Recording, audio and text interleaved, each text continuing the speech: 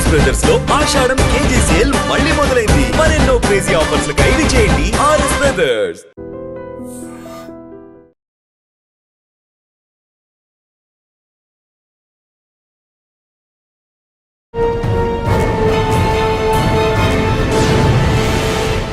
Welcome to crime diaries.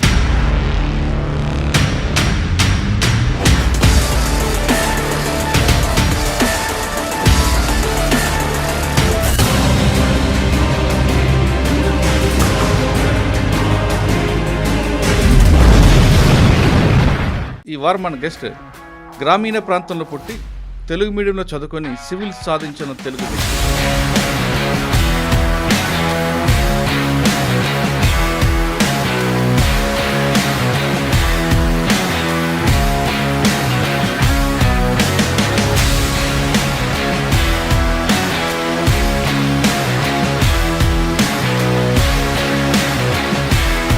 ప్రస్తుతం ఉత్తరప్రదేశ్లో చక్రం తిప్పుతున్న తెలుగోడు. పేరు కె సత్యనారాయణ గారు, IPS, additional DG traffic, Uttar Pradesh. AP నుండి యూపీకి వెళ్ళాక, యూపీ అనగానే మాఫియా అని మనకు మీకు అందరికీ ముద్దురుంది. అటువంటి ఏమైనా కనిపించాయండి? యూపీ వెళ్ళిన తర్వాత ఫేస్ చేసిన మొదటి సమస్య భాష. రెండోది చాలా క్రైమ్, అది చాలా ఎక్కువగా ఉండేది. బవారియా గ్యాంగ్స్ అని ఒక గ్యాంగ్స్ ఉండేవి. నేను ఉన్న టైంలో బాగా అగ్రెసివ్గా మొరాదాబాదు, బరేలి, చుట్టుపక్కల అన్ని చోట్ల కూడా అఖిలేష్ యాదవ్ గారు, ములాయం సింగ్ యాదవ్ అంటే ధరతీ పుత్ర అంటారు. ఆయన హీజ్ పబ్లిక్ తోటి, ప్రజలతోటి బాగా కనెక్ట్ అయి ఉంటాడు. బాగా రౌడీజం అంటారు కదా బాగా. మరి ఆ ఫోర్స్లో ఎలా పనిచేస్తారండి? అంత సఫికేషన్ ఉంటాయి అంటే నాకు కొద్దిగా ఫ్రీ హ్యాండ్ ఉండేది. ఈ బ్లాక్ ప్రముఖ ఎలక్షన్లో నేను లాఠీ చార్జ్ చేసి సమాజ్వాదీ పార్టీ ఎమ్మెల్యేని ఒక ఆయన బాగా కొట్టాను. వాళ్ళ పార్టీ ఎమ్మెల్యే. సో కొట్టేసరికి ఆయన ఫోన్ సీఎం గారు ఒప్పుకున్నారా? ఏడ్చుకుంటా సీఎం గారికి ఫోన్ చేసాడు. ఏం చేస్తున్నావు అసలు, నువ్వు ఎవరిని కొడుతున్నావు, ఏంటో నీకు అర్థం అవుతుంది. నువ్వు అసలు ఇంట్లో నుంచి ఈ ఎలక్షన్ అయ్యే వరకు కూడా ఇంట్లో నుంచి బయటకు వెళ్ళడానికి లేదు. ఎలక్షన్ అయిన తర్వాత నేను ట్రాన్స్ఫర్ చేస్తాను, నువ్వు ఇంట్లోనే ఉంటావు. ఈలోగా పెద్ద ఇన్సిడెంట్ ఒకటి జరిగింది ఆ ఏరియాలో. వాళ్ళు ఫైరింగ్, ఇటు వీళ్ళు ఫైరింగ్, అంతా హడావుడు ఉంది.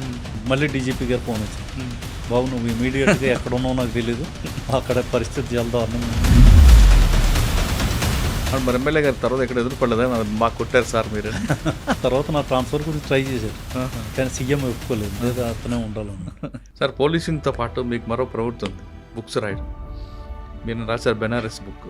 బహుముఖ బనారస్ అనే ఈ పుస్తకం ఒక నా చేత శివుడు రాయిపించాడేమో అనిపిస్తుంది. ఆ తర్వాత రాత్రి పడుకున్నప్పుడు కల్లో శివుడు నాకు కనిపించి, నువ్వు నాకేమి గిఫ్ట్ ఇస్తున్నావు, దీనికి రిటర్న్గా నువ్వేమి ఇవ్వట్లేదు. నా చేతిలో ఉన్నది ఓన్లీ ఒకటే, అది పుస్తకాలు రాయడం. సో ఈ విధంగా నేను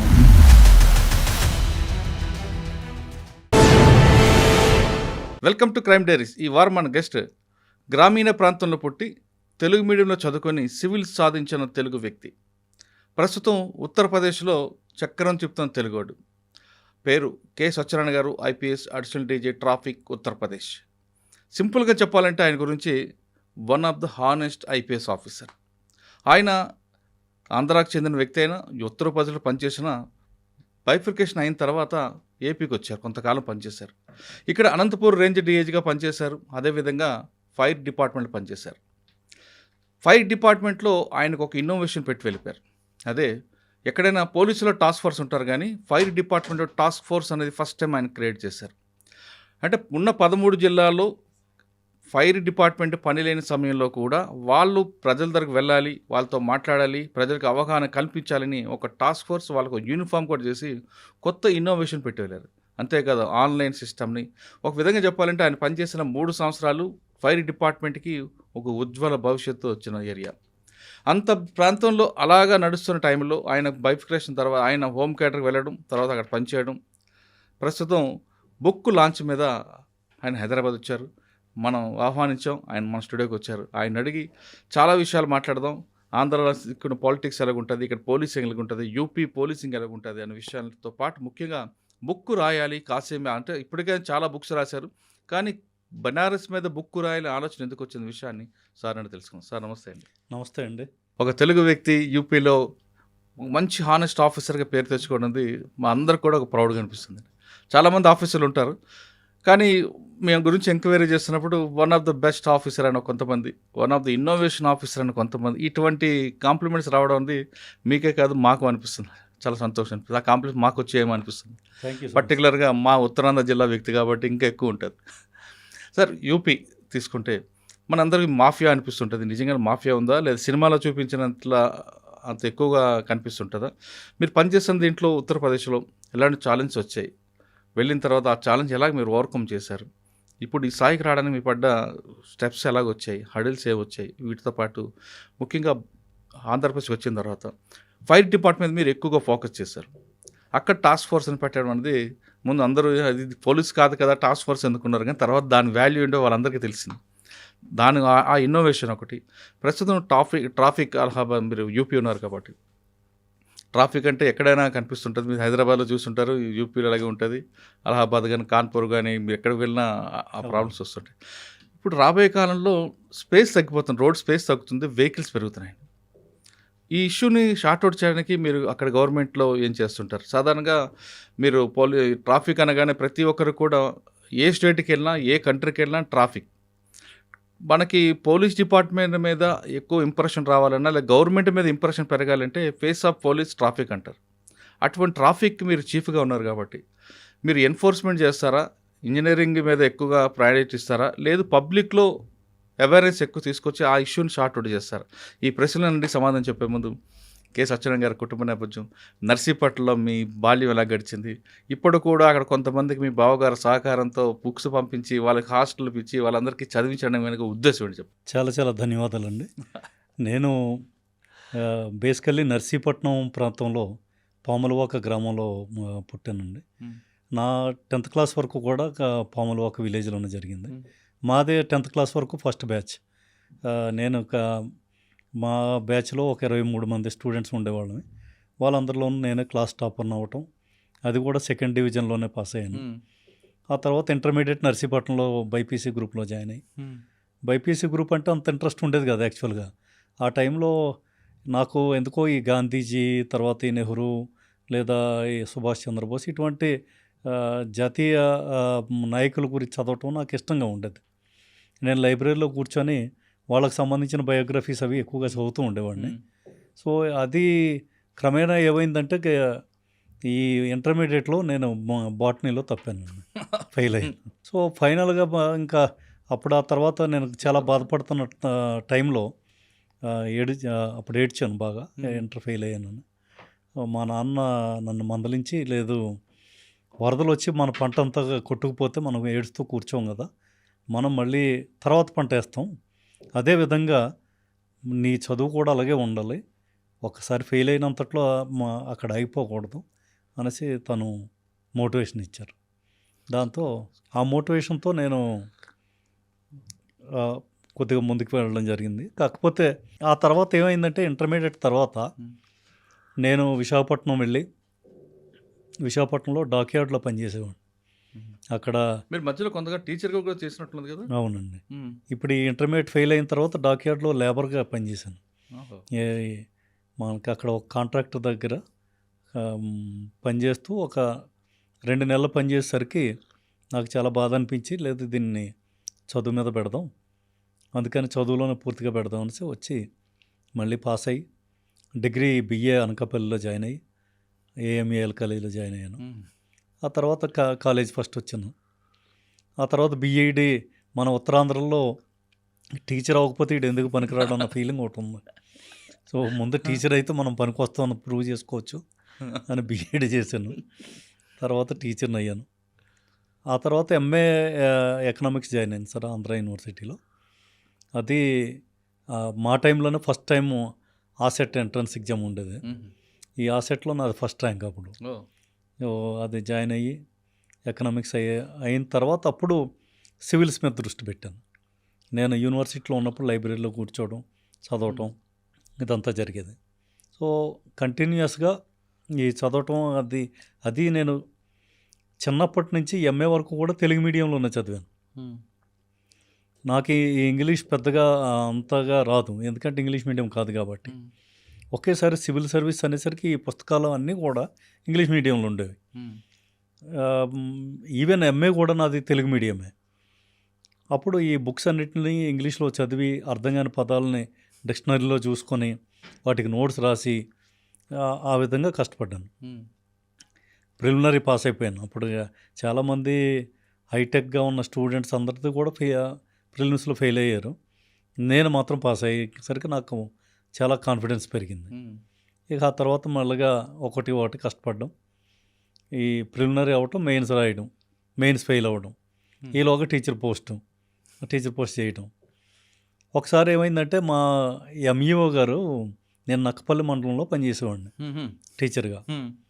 సో మా ఎంఈఓ గారు ఏమన్నారంటే, నీకు ఎంత 4 నెలలు సెలవు ఇవ్వాలంటే నేను ఇవ్వలేను, చాలా కష్టం అని చెప్పారు. సరే సార్, అయితే నేను నా జాబ్కి రిజైన్ చేసేస్తున్నాను. రిజైన్ చేసి హైదరాబాద్ వెళ్ళిపోయాను. సో ఆ విధంగా ఈ రెగ్యులర్గా చదవటం ఇవన్నీ జరిగింది. అంటే ఎన్నో అటెంప్ట్ కొట్టారండి మీరు సివిల్స్లో? 4th attempt. కానీ అప్పటికి మీకు కామెంట్స్ రాలేదా? ఎందుకు టీచర్గా నువ్వు స్థాయి దాటి వెళ్తున్నావు, మనకి అవసరమా, మన ఉత్తరాంధ్ర వాళ్ళు ఎప్పుడైనా చదువుకున్నారా, ఇదే ఎక్కువ, ఇటువంటి వచ్చుంటాయి. మన ప్రాంతంలో మీకు తెలియదే ఉంది, అది ఎక్కువగా ఎందుకు ఏదో స్వర్గానికి నిచ్చినేస్తున్నాం, ఇవన్నీ మనకి ఎందుకు అవసరమా అని అనేవారు. కానీ నాకైతే మాత్రం చాలా నమ్మకంగా ఉండేది. అంటే మీకు ఒక అపచయం, మీకు ఇన్ని విజయాలకి ఒక నాంది పలికింది. ఇంటర్మీడియట్లో ఫెయిల్ అవ్వడం, అవును, ఆ పట్టుదల ఈ స్థాయికి, ఆ పట్టుదల ఇదంతా తీసుకొచ్చింది. Correct sir. సివిల్స్ రాశారు సార్. రాసిన తర్వాత 4th అటెంప్ట్లో మీకు ర్యాంక్ వచ్చింది. తర్వాత మీకు యూపీ క్యాడర్ అలాట్ అయిందా? క్యాడర్ అలాట్మెంట్లో యూపీ క్యాడర్. ఓకే. యూపీ క్యాడర్లో అంటే ఇక్కడ ఎన్పీఏలో ట్రైనింగ్ అయితే ఫస్ట్ పోస్టింగ్, ఎన్పిఏ ట్రైనింగ్ తర్వాత మాకు ఫస్ట్ మాకు అక్కడ యూపీ స్టేట్ పోలీస్ అకాడమీ మురాదాబాద్లో ఉంది. అక్కడ అకాడమీలో 3 months ట్రైనింగ్. అది అయిపోయిన తర్వాత ఇంకా డిస్ట్రిక్ట్ ఆగ్రాలో ఏపీ నుండి యూపీకి వెళ్ళారు. అవును. వెళ్ళగానే ఛాలెంజ్ ఏమొచ్చు, లాంగ్వేజ్ వచ్చిందా, లేదంటే అక్కడ క్రైమ్, ఎందుకంటే అప్పటికే మనం యూపీ అనగానే మాఫియా అని మీకు అందరికీ ముద్దురుంది, అటువంటి ఏమైనా కనిపించాయండి? లేదా అంతా కేవలం సినిమాల వరకు అనేది? లేదు, నేను మొట్టమొదట యూపీ వెళ్ళిన తర్వాత ఫేస్ చేసిన మొదటి సమస్య భాష. రెండోది అక్కడ ఫుడ్. వాళ్ళ ఫుడ్కి నాకు అంత, ఎందుకంటే మనకి ఉత్తరాంధ్రలో ఈ రోటీలు తినే అలవాటు అస్సలు లేదు. అన్నం పప్పు, మనకి అన్నం పప్పు ఇవే ఉండేవి. సో అక్కడికి వెళ్ళేసరికి ఇది రోటీలు తినడం, వాళ్ళు ఉదయాన్నే కచోడీలు, అదేవిధంగా పరాఠా, జిలేబీలు, ఇవన్నీ పరాఠా జిలేబీ, ఉదయాన్నే జిలేబీ పెరుగు కలిపించేవారు. ఈ జిలేబీ పెరుగుతో మనం ఇదేంటి ఎలాగ అడ్జస్ట్ అవుతాం అని అనిపించింది. మూడోది నేను ఫేస్ చేసింది వాతావరణం, ఎక్స్ట్రీమ్ కోల్డ్ అండి. మేము వెళ్ళింది అబౌట్ డిసెంబర్ ఎండ్లో వెళ్ళాం. డిసెంబర్లో విపరీతమైన చలి ఉండేది. ఇక్కడ మనకి ఈవెన్ హైదరాబాద్లో కూడా స్వెటర్ వేసుకోవాల్సిన అవసరం ఎప్పుడూ వచ్చింది కాదు. బట్ అక్కడికి వెళ్ళిన తర్వాత ఒక స్వెటర్ కాదు 3 స్వెటర్లు వేసుకుంటే తప్ప చలి తట్టుకునేవాళ్ళం కాదు. సో బాగా చలి ఫీల్ అయ్యేవాడిని. సరే, ఎందుకురా ఈ ఐపీఎస్ పెట్టుకొని మనం ఇన్ని బాధలు పడాల్సిన అవసరం ఉందా, ఏదో ఊర్లోనే ఉంటే సరిపోయేదేమో అనిపించేది. నా ఫస్ట్ పోస్టింగ్ ఆగ్రాలో ఏఎస్పీగా జాయిన్ అయ్యాను. అప్పుడు అక్కడ చాలా క్రైమ్ అది చాలా ఎక్కువగా ఉండేదండి. బవారియా గ్యాంగ్స్ అని ఒక గ్యాంగ్స్ ఉండేవి. అవును, ఇక్కడ ఇప్పుడు వస్తున్నారండి, ఇటువైపు ఇప్పుడు వస్తున్నారా? నేను ఉన్న టైంలో బాగా అగ్రెసివ్గా బవారియా గ్యాంగ్స్ అక్కడ ఆగ్రా, ఈ మురాదాబాదు, బరేలీ, ఈ చుట్టుపక్కల అన్ని చోట్ల కూడా ఈ గ్యాంగ్స్ బాగా ఆపరేట్ చేసేవి. అంటే బవారియా అంటే ట్రైబల్ అండి ఇక్కడ? ఎస్, వీళ్ళే బేసికల్గా ఏంటంటే ఈ మేవాట్ జాతి ట్రైబల్స్ అండి. వీళ్ళు రాజస్థాన్ నుంచి వస్తారు. వీళ్ళు వచ్చినప్పుడు వీళ్ళు ఒక గ్రూప్గా వచ్చి దీన్నే కచ్చా బనియన్ గ్యాంగ్ అని కూడా అంటారు. కచ్చా బనియన్ అంటే వీళ్ళు ఒక బనియన్ వేసుకుంటారు, చిన్న గావంచాలా కట్టుకుంటారు. వీళ్ళ చేతుల్లో ఈ మారణాయుధాలు ఉంటాయి, కత్తులు, ఈ సమ్మెట్లు, ఇటువంటివి. వీళ్ళు ఏం చేస్తారంటే ఊరికి అవుట్స్కట్స్లో ఏ ఇల్లు ఉందో, రిచ్గా ఏ ఇల్లు కనిపిస్తుందో వాటిని ముందే వీళ్ళు రెక్కీ చేసుకొని దాన్ని టార్గెట్ చేస్తారు.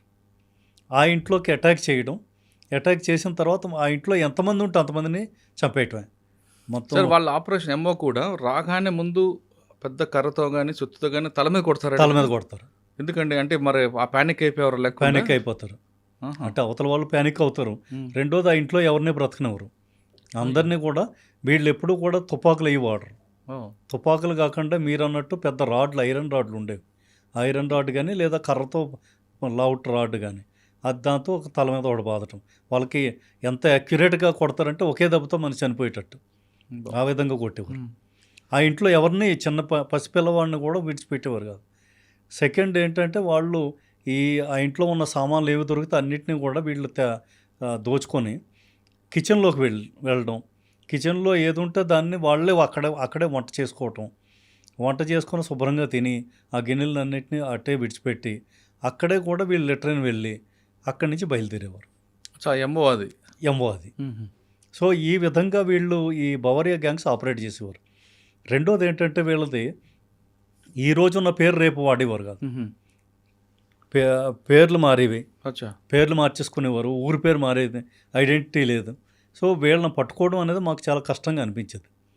అప్పుడు నేను ఏఎస్పీగా ఉన్నప్పుడు ఈ ఫతేపూర్ సిక్రీ మీరు వినే ఉంటారు, ఆగ్రాలో చాలా ఫేమస్, మన అక్బర్ కోట ఇవన్నీ. ఈ ఫతేపూర్ సిక్రీ ఏరియాకి నేను ఏఎస్పీగా పనిచేసేవాడిని. ఒకసారి నా ఏరియాలో వీళ్ళు అటాక్ చేసి ఒక 8 మందిని చంపేశారు. పెద్ద డకాయితీ జరిగింది.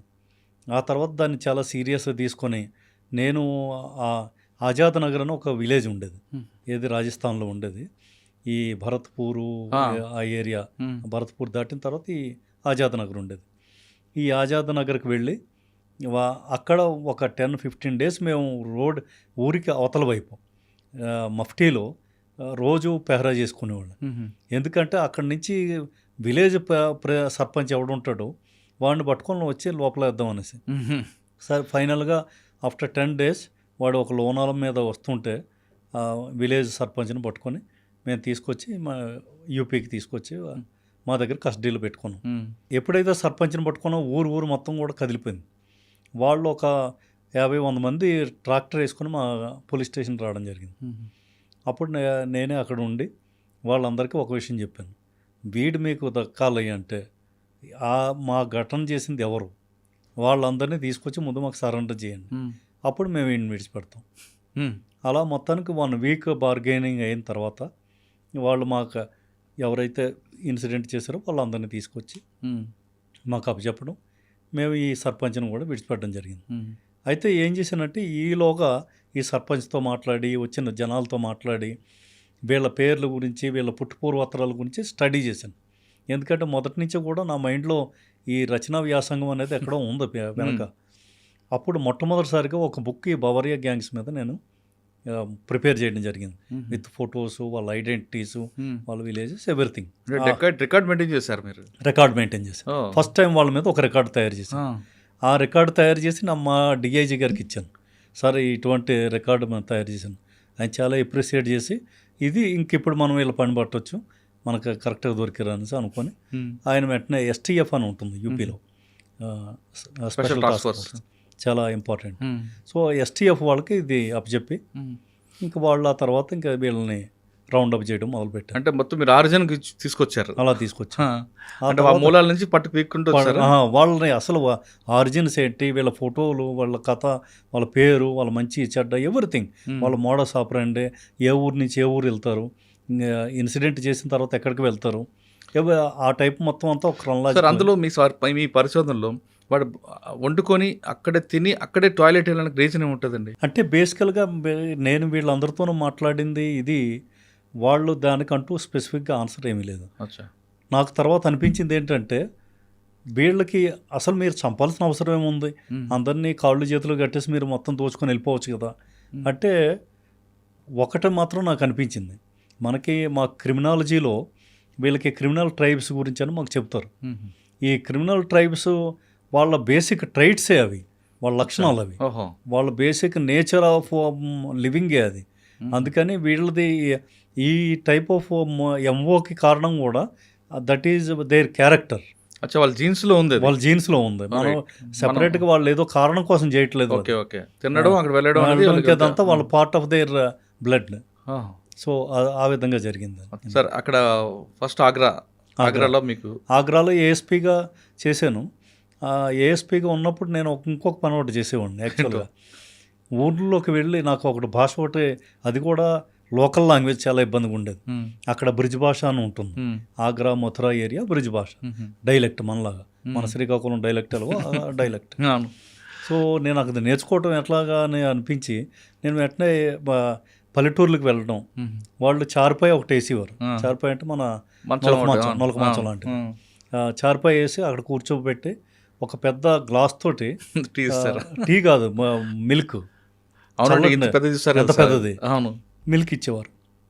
ఆ మిల్క్ తీసుకుంటూ వాళ్ళతోటి ఏ విషయం మీద ఎంక్వైరీ చేయడానికి వెళ్ళాము, అదంతా ఎంక్వైరీ చేయటం, వాళ్ళలో కలిసిపోవటం.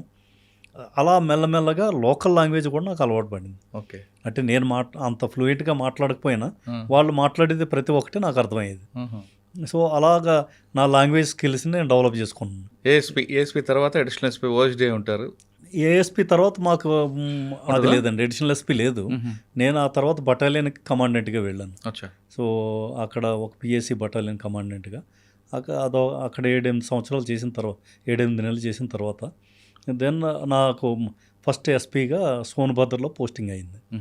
అక్కడ ఏముంది సార్ ఛాలెంజ్? సోన్భద్ర బేసికల్గా నక్సల్ జిల్లా అండి. ఉత్తరప్రదేశ్లో నక్సలిజం పీక్లో ఉండేది ఆ టైంలో ఈ జిల్లాలో. నేను మధ్యప్రదేశ్ బోర్డర్ అండి ఇది మధ్యప్రదేశ్కి, జార్ఖండ్, ఛత్తీస్గఢ్, బీహార్కి బోర్డర్, 4 స్టేట్లకు బోర్డర్ ఇది. అవన్నీ కూడా నక్సల్ ఎఫెక్టెడ్ ఏరియాస్. సో అక్కడి నుంచి ఇప్పుడు ఛత్తీస్గఢ్లో సర్గుజా జిల్లా అని ఉంది, అక్కడి నుంచి వీళ్ళు నక్సల్స్ ఇక్కడికి వచ్చేవారు.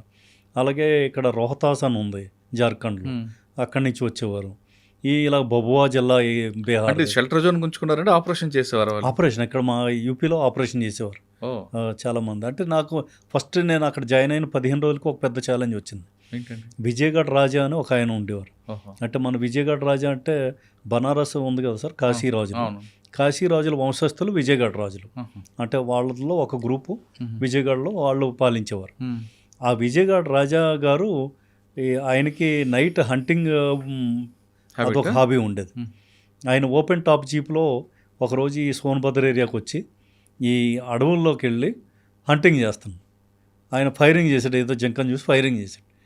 అక్కడ నక్సల్స్ గ్రూప్ ఒకటి హైడౌట్ అయ్యి ఉంది. వాళ్ళు ఏమనుకున్నారంటే అరే పోలీసులు మన మీద అటాక్ చేశారు అనుకొని వాళ్ళు కౌంటర్ ఫైర్ చేశారు. దాంట్లో రాజా డైడ్ ఆన్ ద స్పాట్, ఆయన అక్కడే చనిపోయారు. అది పెద్ద న్యూస్, పెద్ద సంచలనం అయింది. ఒకటి రాజా అవటం, ఒకటి రెండోది it is a major news. So వెంటనే నాకు హెడ్ క్వార్టర్ నుంచి మెసేజ్లు రావటం.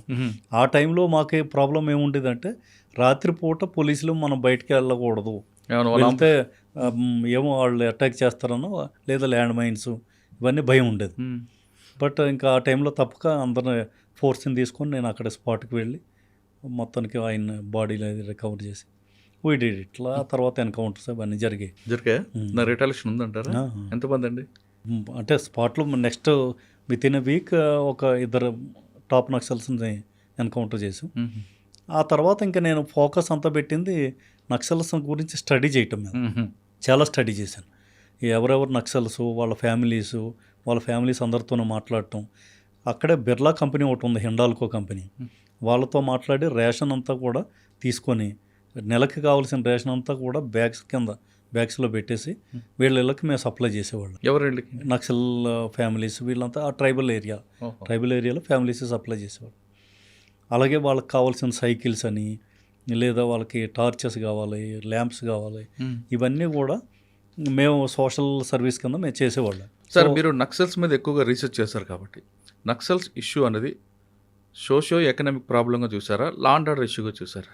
That is socio economic problem అండి. లా అండ్ ఆర్డర్ అనేది ఆఫ్ షూట్, అది ఆ తర్వాత జరిగింది.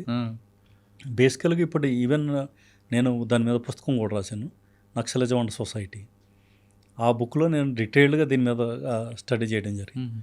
సో మీరు సోన్భద్రలో కనుక మా యూపీలో కనుక గమనిస్తే వీళ్ళు ఈ ట్రైబల్ కమ్యూనిటీసు లేదా బిలో పావర్టీ లైన్ పీపుల్ వీళ్ళంతా ఎవరైతే ఉన్నారో వాళ్ళందరూ కూడా they are being exploited.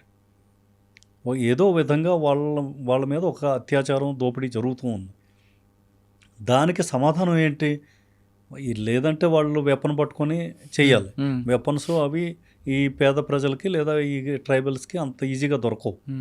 So వాళ్ళు ఏం చేసేవారంటే ఈ నక్సలిజం ఈ నక్సల్ గ్రూప్స్ ఎవరైతే ఉన్నారో వీళ్ళ కాంట్రాక్ట్లోకి వెళ్ళిన తర్వాత సో ఆటోమేటిక్గా వాళ్ళ దగ్గరికి వెపన్స్ రావటం, వాళ్ళకి ఎవరి మీద అయితే కోపం ఉందో వాళ్ళ స్కోర్ సెటిల్ చేసుకోవటం, ఇవన్నీ కూడా పార్ట్ ఆఫ్ దేర్. ఎంతకాలం పనిచేస్తారండి ఆ జిల్లాలో మీరు? 1 year ప్లస్ అండి. అంటే 1 yearలో ఏమైనా దానికి తగ్గుముఖం పట్టిందా ఇంకేం పెరిగిందంట? నా టైంలో మొత్తం PWG గ్రూప్ ఉండేది, పీపుల్స్ వార్ గ్రూప్, కంప్లీట్గా ఎలిమినేట్ అయిపోయింది. ఎవరండి అప్పుడు మెయిన్ లీడర్? తెలుగు వాళ్ళు ఉండేవారా అక్కడ? యూపీ అక్కడ యూపీ అండి, ఇక్కడ యూపీ బీహార్. మొన్న కూడా నేను మొన్న పార్లమెంట్కి నేను వెళ్ళినప్పుడు పార్లమెంటరీ కమిటీ మీటింగ్ ఒకటి జరిగింది. దానికి వెళ్ళినప్పుడు నేను మీటింగ్ వెళ్ళే ముందు వెయిటింగ్ హాల్లో పెద్ద ఆయన ఎవరో కూర్చున్నారు.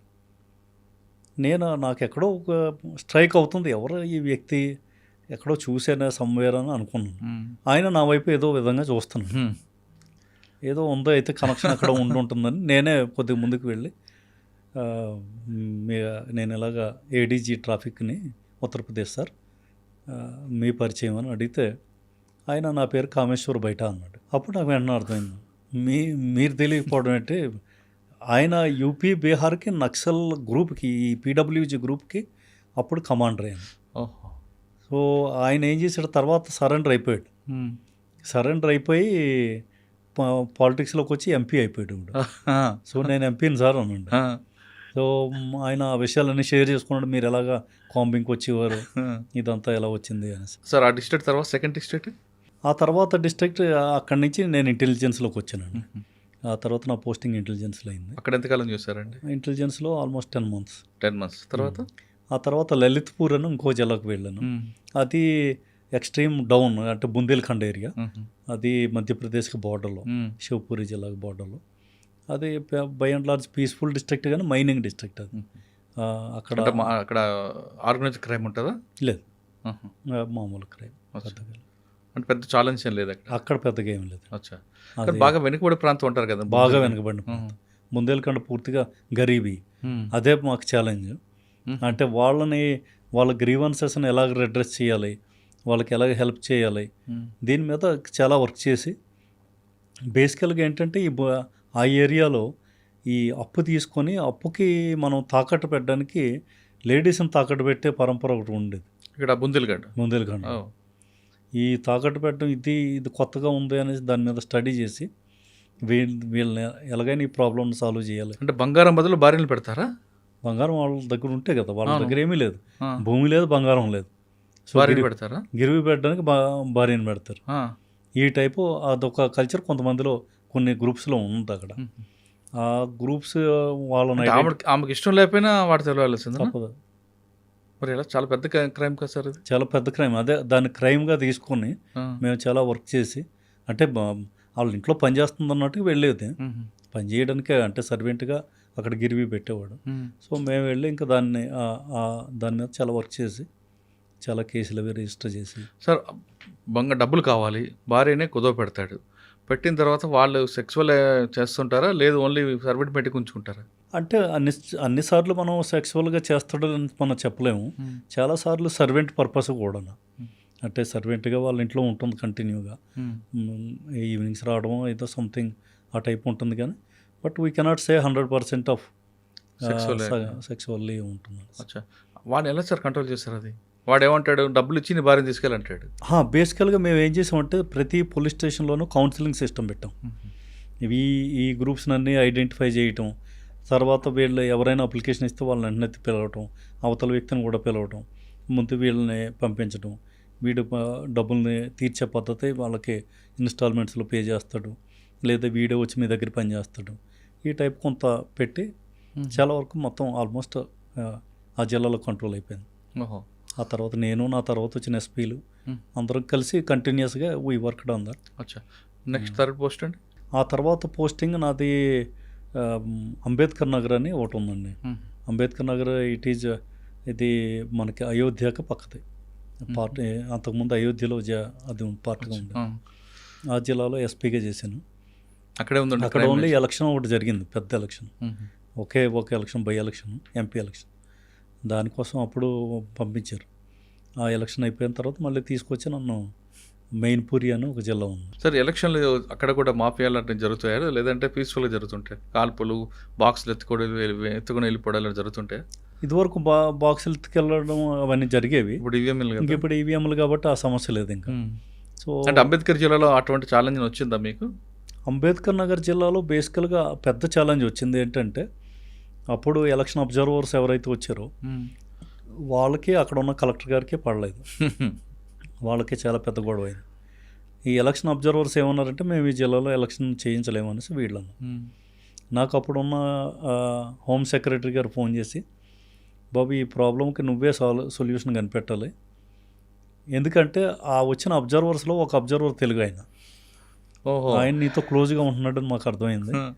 సో నువ్వు ఆయన ద్వారా మిగిలిన అబ్జర్వర్స్తో మాట్లాడి ఈ సమస్యకు సమాధానం ఎత్తుకు, నీ భుజాల మీద ఈ బాధ్యత పెడుతున్నావు.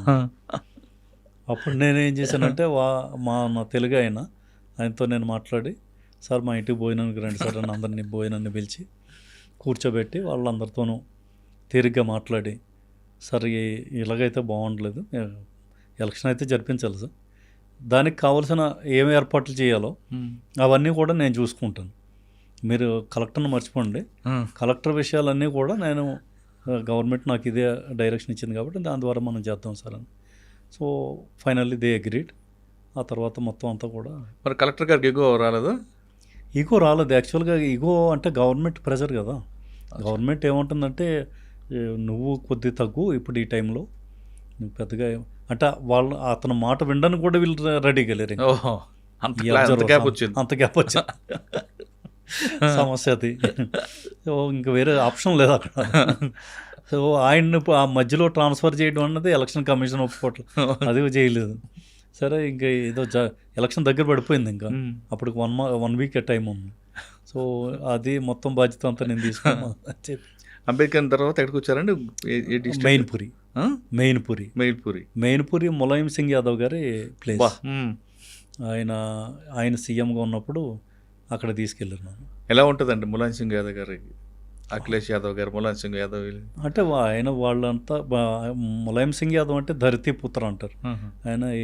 ఆయన హీజ్ పబ్లిక్ తోటి, ప్రజలతోటి బాగా కనెక్ట్ అయి ఉంటాడు. ప్రతి ఒక్కరిని పేరుతో పిలవగలిగే అంత మెమరీ ఉండేది ఆయనకి. అందరినీ అలాగా బాగా గుర్తుపెట్టుకునేవాడు. బాగా రౌడిజం అంటారు కదా బాగా. అంటే వాళ్ళకి వార్నింగ్ ఇస్తారు, తర్వాత ఎలిమినేట్ చేస్తారంటుంటారు. వాస్తవం అంత ఇది కాదు కానీ బట్ ఉంది అగ్రెసివ్ టైప్. పబ్లిక్ అంతా అగ్రెసివ్గా ఉంటారు. సో మరి ఆ ఫోర్స్లో ఎలా పనిచేశారండి అంత సఫికేషన్ టైంలో? అంటే అంటే నాకు కొద్దిగా ఫ్రీ హ్యాండ్ ఉండేదండి. యాక్చువల్గా ఏమైందంటే, నేను అక్కడ మెయిన్పూరిలో జాయిన్ అయిన టైంలోనే బ్లాక్ ప్రముఖ ఎలక్షన్స్ జరిగాయి. బ్లాక్ ప్రముఖ ఎలక్షన్ జరిగినప్పుడు అప్పటికే నాకు ఒక ఇమేజ్, ఒక ఇది వచ్చింది అక్కడ ఆ జిల్లాలో. అందరూ కూడా ఇంపార్షియల్గా చేస్తున్నాడు సార్, బాగా చేస్తున్నాడు అని ఒక మెసేజ్ అయితే ఉంది సీఎం గారి దగ్గర.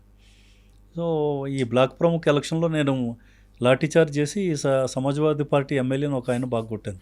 వాళ్ళ పార్టీ ఎమ్మెల్యే. సో కొట్టేసరికి ఆయన ఫోన్ సీఎం గారు ఒప్పుకున్నారా? ఏడ్చుకుంటా సీఎం గారికి ఫోన్ చేశాడు ఆయన. నన్నే కొట్టాడు సార్, బాగా కొట్టేశాడు ఆయన. పబ్లిక్లో కొట్టారా? మా పోలింగ్ బూత్ దగ్గర. ఎందుకు వస్తాడు? బూత్ క్యాప్చర్ చేయడానికి వెళ్ళాడు మొత్తం మనుషులు తీసుకుని. సో అక్కడ దిగిన వెంటనే ఇంకా లాఠీ తీసుకొని వేసాం బాగా. ఇంకా దాంతో ఆయన ఫోన్ చేసి వెంటనే ఆయన దగ్గర లబోదిబోమంటే ఆయన డీజీపీని తిట్టారు, ఎలా 20 ఎస్పీగా పెట్టావు అది ఇది అనేసి. సో డీజీపీ నాకు ఫోన్ చేసి, నువ్వు అసలు ఇంకా ఏం చేస్తున్నావు అక్కడ, నువ్వు ఎవరిని కొడుతున్నావు ఏంటో నీకు అర్థమవుతుందా, ఎమ్మెల్యేని కూడా కొట్టేస్తా వస్తే నీకు కూడా ఉంటుందా? సో ఫైనల్గా నువ్వు అసలు ఇంట్లో నుంచి ఎలక్షన్ అయ్యే వరకు కూడా ఇంట్లో నుంచి బయటకు వెళ్ళడానికి లేదు, ఎలక్షన్ అయిన తర్వాత నేను ట్రాన్స్ఫర్ చేస్తాను, నువ్వు ఇంట్లోనే ఉండాను. సరే సార్ నేను ఇంట్లోనే ఉంటాను. మా కలెక్టర్ చెప్పాను, నన్ను ఇంట్లో ఉండమన్నా నేను వెళ్ళిపోతున్నా, మిగిలింది నువ్వు చూసుకోను. అమ్మమ్మ నువ్వు లేకపోతే నేను ఇక్కడ ఎలక్షన్ జరిపించలేను, నేను వచ్చేస్తున్నాను. ఆయన వచ్చాడు, ఇద్దరం ఇళ్లలోనూ కూర్చున్నాం. ఈలోగా పెద్ద ఇన్సిడెంట్ ఒకటి జరిగింది ఆ ఏరియాలోనే. అంటే ముఖ్యమంత్రి గారి తమ్ముడు కొడుకుని పబ్లిక్ 4 వైపులా కవర్ చేశారు. ఆయన్ని నన్ను చంపేస్తారని ఆయన ఫోను పైకి ఫైరింగ్ అది అయింది. అంటే ఆ టైంలో ఎలక్షన్స్ అంటే మామూలు కాశ్మీర్ బార్డర్లో ఉన్నట్టు ఉండేది. ఇటు వాళ్ళు ఫైరింగ్, ఇటు వీళ్ళు ఫైరింగ్, అంత హడావుడు ఉండేది. సరే అని ఇంకా ఆ టైంలో నాకు చెప్తే మళ్ళీ డీజీపీ గారు ఫోన్ వచ్చింది. బాబు నువ్వు ఇమీడియట్గా ఎక్కడ ఉన్నావో నాకు తెలీదు, అక్కడ పరిస్థితి చాలా దారుణంగా ఉంది, నువ్వు వెళ్ళకపోతే ఎవడో కంట్రోల్ చేయలేడు. లేదు సార్ వెళ్ళనలేదా మీరు? మనం ఆన్లైన్ కదా. ఇమీడియట్గా అక్కడ రష్ అయ్యి వెళ్ళి నేను వెళ్ళేసరికి ఇంకా తర్వాత మిగిలినంత కవర్ చేసుకుని మొత్తానికి వి సాల్వ్డ్ ద ప్రాబ్లం. మరి ఎమ్మెల్యే గారు తర్వాత ఎక్కడ ఎదురుపడలేదా మాకు కొట్టారు సార్ మీరు?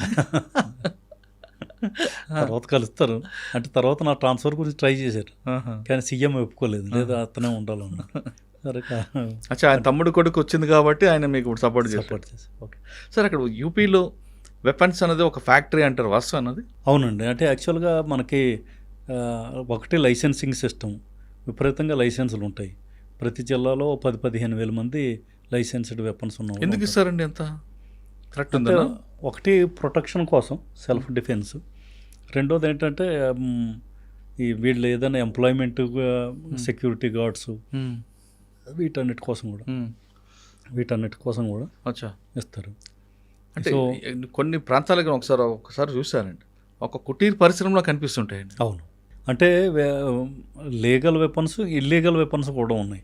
వీటిని తమంచా అంటారు. కట్ట తమంచా. ఈ కట్ట తమంచాలు అనేవి ఈ హౌస్ హోల్డ్ ఫ్యాక్టరీలాగా తయారు చేసి అదే వీళ్ళు ఎవరికి వాళ్ళే వాడు ఒక వెపన్ తయారు చేసుకుని వాడు ఆపరేట్ చేస్తూ ఉంటాడు. ఒక వెపన్ తయారు చేయడానికి ఎంత అవుతుందండి వాడికి? ఎంత 7,000. చూసారా సార్ మీరు? ఫ్యాక్టరీ మీద రైడ్ చేస్తుంటారు కదా, చాలా రికవర్ చేసాం. ఎలాగా తయారు చేసే మిషనరీని రికవరీ చేసాం, అవన్నీ వీటి. అచ్చా సార్, ఈ మళ్ళీ మీకు ఎప్పుడు ట్రాన్స్ఫర్ చేశారు అక్కడ నుండి?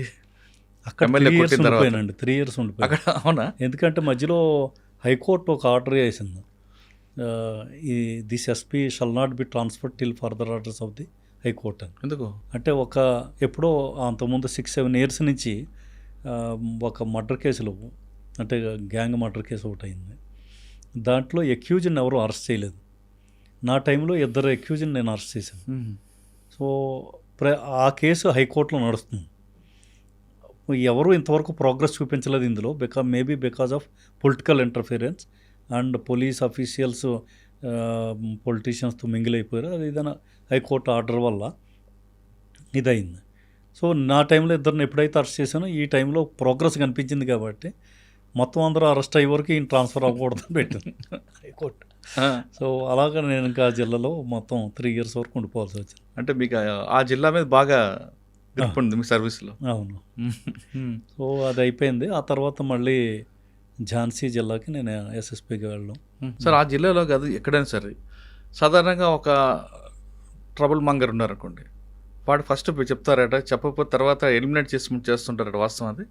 అది అంత అంటే నాకు అర్థం కాలేదు ఎలాగా. అంటే ఇప్పుడు ట్రబుల్ మంగర్స్ కొంతమంది ఉంటారు, అరెస్ట్ పీడీ యాక్ట్లో పెడుతుంటారు, కానీ రిపీట్గా వాడు యాపచ్చువల్ లెఫ్టనర్గా మారి ఒక ప్యానిక్ క్రియేట్ చేస్తుంటాడు. అటువంటి వ్యక్తుల్ని ఏదో రకంగా ఏదో దీంట్లో కొంత, అంటే మీరని కాదు, యూపీలో ఆ విధంగా ఎలిమినేట్ చేయడం అనేది సర్వసాధారణం అంటారు, వాస్తవం? అంటే ఎన్కౌంటర్ జరుగుతూ ఉంటాయి. ఇటువంటి క్రిమినల్స్, హార్డ్ కోర్ క్రిమినల్స్ ఎవరైతే ఉంటారో వాళ్ళది ఆ టైంలో వాళ్ళకి ఎన్కౌంటర్స్ అని ఇవన్నీ జరుగుతూ ఉంటాయి. బేసికల్గా డెకాయితీ గ్యాంగ్స్ బాగా ఉండేవండి ఈ మెయిన్పూరి, అలాగే ఎటావా, ఈ జాలోన్, ఈ ఏరియా మొత్తం కూడా చిత్రకూటు, మీరట్ కాదు, ఈ ఏరియా అంతా కూడా డెకాయితీ గ్యాంగ్స్కి. మీకు ఫూలన్ దేవి సినిమా చూసే ఉంటాం, ఈ ఫూలన్ దేవి వీళ్ళంతా ఈ ఏరియా వాళ్ళే. సో ఈ మధ్యప్రదేశ్లో చంబల్ ఏరియా అంటారు, ఈ చంబల్ ఏరియా అంతా కూడా ఈ డెకాయితీ గ్యాంగ్స్ ఏరియా. సో ఈ డెకాయితీ గ్యాంగ్స్ విపరీతంగా ఎస్పీ మెయిన్పూరిని కిడ్నాప్ చేశారు. మీరు can you imagine? SP Mainpuri was kidnapped by Chhaviram gang అని ఒకటి ఉండదు, డెకాయితీ గ్యాంగ్.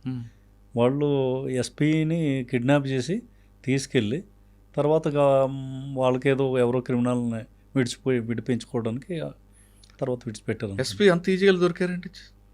ఈజీ దొరకడం అంటే అదొక పెద్ద కథలండి. టు కట్ ఇట్ షార్ట్, ఆయన ఇంటి దగ్గర నుంచి వేరే పోలీస్ స్టేషన్ విజిట్కి వెళ్ళేటప్పుడు రైల్వే క్రాసింగ్ పడిన దగ్గర ఆయన ఆగాడు, కార్ ఆగింది. బస్ ఆ టైంలో గ్యాంగ్స్ గుర్రాల మీద ఎక్కువ వెళ్ళేవారు. ఈయన దిగి బయటకి నిలబడి సిగరెట్ కాల్చుకున్నాడు అంతే. వాళ్ళు తీసుకొని వెళ్ళిపోయారు గుర్రం మీద. తర్వాత ఆయన విడిపించడానికి వాళ్ళ ఫ్యామిలీ వీళ్ళంతా చాలా ఇబ్బందులు పడ్డారు. అంతా డేంజరస్ వాళ్ళు. మరి అటువంటి వాళ్ళని హెల్మెట్ చేస్తుంటారు. మరి తప్పదు, మనకి వేరే దారి లేదు. సార్ ఝాన్సీలో ఛాలెంజ్ అండి. ఝాన్సీ కూడా అంటే ఈ టైప్ కల్చర్ అండి. బట్ మాఫియా కల్చర్ అండి. మాఫియా అంటే మైనింగ్ మాఫియా, అచ్చా. ఎక్కువ మైనింగ్ అది ఉంటుంది. బట్ ఓకే, పీస్ఫుల్గానే జరిగింది. అక్కడ ఏమైనా మీకు మెమరబుల్ ఉందా? అంతా ఏం లేదు. తర్వాత అంటే ఎస్ఎస్పి అక్కడ మీరు ఎస్ఎస్పి. ఓకే. ఝాన్సీ తర్వాత మళ్ళీ నేను బాందాకి వెళ్ళాను. బాందా ఈ డెకైతీ ఏరియా. నా టైంలోనే 4 STF కానిస్టేబుల్ని టోకియా గ్యాంగ్ అని ఒకటి ఉండేది, వాళ్ళు చంపేశారు STF వాళ్ళని. That was big incident. ఇంకా తర్వాత మేమంతా అడవుల్లోనూ ఇవన్నీ తిరిగి దానికి రిటలేషన్ ఉందా? 4+4 టోకియా గ్యాంగ్ వాజ్ ఎలిమినేటెడ్. అట ఎంతమంది అండి అప్పుడు? చాలా మంది ఉంటారండి, 12 మంది ఒకసారి. 4x3 ఏమైతే కానివ్వండి, నెంబర్గా డజంట్ మ్యాటర్. బట్ ఆ టోకియా అనేది చాలా డేంజరస్ క్రిమినల్. వాడు పోలీసు వాళ్ళు కనిపిస్తే వాళ్ళని టార్గెట్ చేసేవాడు. టోకియా. ఓకే. సో ఈ టైపు. ఝాన్సీ తర్వాత మీరు ఇటు వచ్చారు. బాందా నుంచి తర్వాత గోరఖ్పూర్ వెళ్ళాను.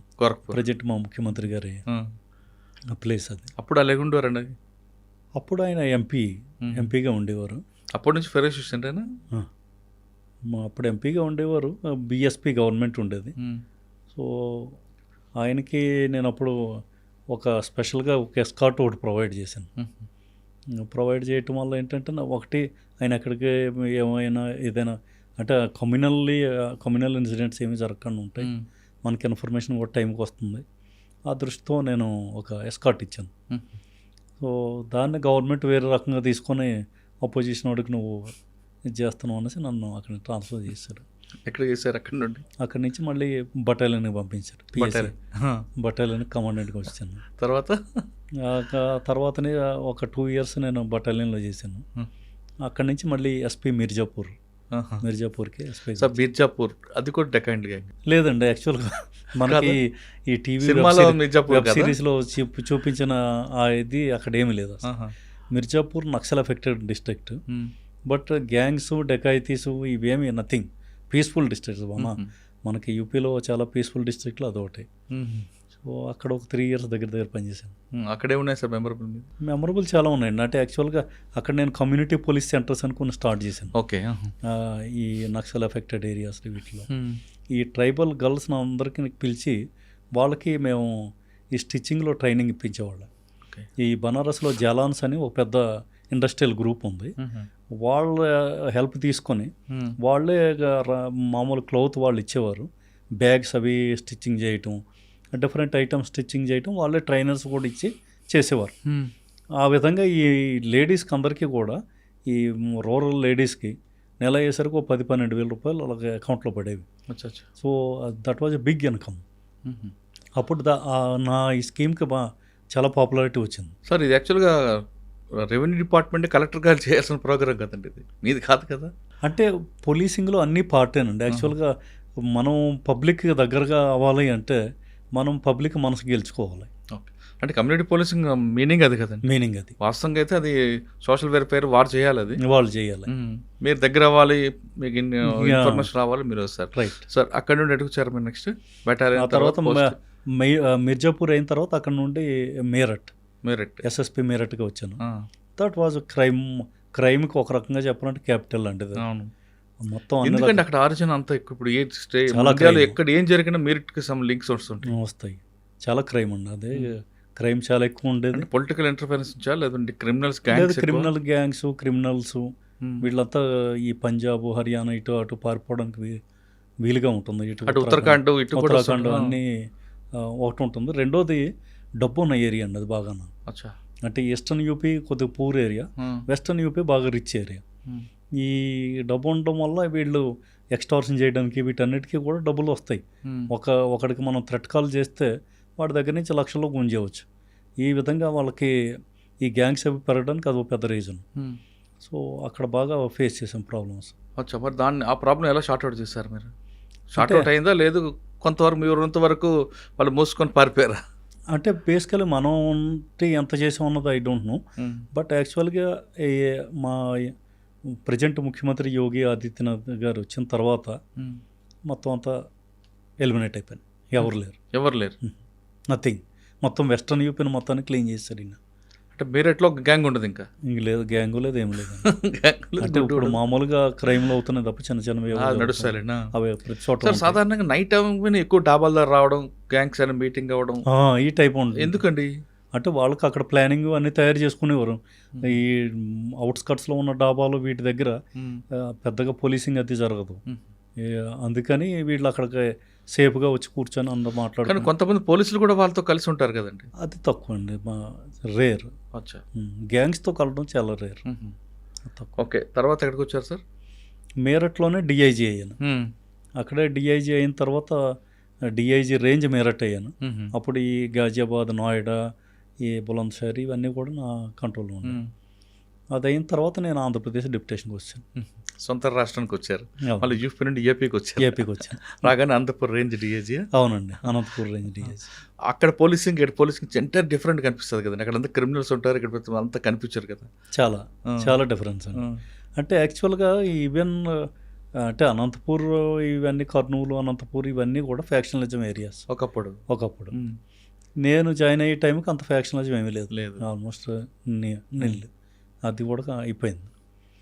అప్పుడు నాకు పెద్దగా ఏం చేయాలో అంటే మాకేముండేదంటే, నేను డిఐజీ మీరట్గా చేసినప్పుడు ప్రతిరోజు కూడా ఒక 50-60 మంది ఫిర్యాదుదారులు వచ్చేవారు. దాంతో చాలా బిజీగా ఉండేవాళ్ళం రోజంతా. ఇది ఈ గొడవ, ఆ గొడవ, అవి ఇవి, కొంతమంది ధర్నాలు. అక్కడ వాడిని హెల్మెట్ ఎలా చేయాలి ఇవన్నీ డిస్కషన్లు ఎంత చాలా బిజీగా ఉండదు. ఇక్కడికి వచ్చేసరికి అసలు పనేం కనిపించేది కాదు. కొన్ని రోజులు అయితే ఇబ్బంది పడ్డాను, ఏంటి అసలు ఇక్కడ ఏ పని లేదు అని. అనంతపురం హెడ్ క్వార్టర్ ఇబ్బంది పడి ఏంటి అసలు ఎవరు కలవడానికి రావట్లేదు. కలవడానికైనా ఎవరో వస్తున్నారంటే ఎమ్మెల్యే ఎవరో వస్తున్నారో లేదా ఇంకెవరు లేదు. ఎవరు వచ్చినా సరే పోస్టింగ్ కోసం వస్తారు తప్ప కంప్లైంట్ కాదు. సో ఇది కొత్త సమస్యలాగా ఉంది. ఇది ఎలాగా అనుకొని ఒక రిటైర్డ్ ఆఫీసర్స్ ఎవరు ఉన్నారో కనుక్కోండి అని చెప్పాను మా వాళ్ళకి. రిటైర్డ్ డిఎస్పీని ఒక ఆయన తీసుకొచ్చాను. ఆయన ఏంటి రిటైర్ అయిపోయిన తర్వాత ఆయన స్పిరిచువల్ సైడ్ వెళ్ళాడు. యోగా అది నేర్చుకునేవాడు, యోగా అది బాగా చేసేవాడు.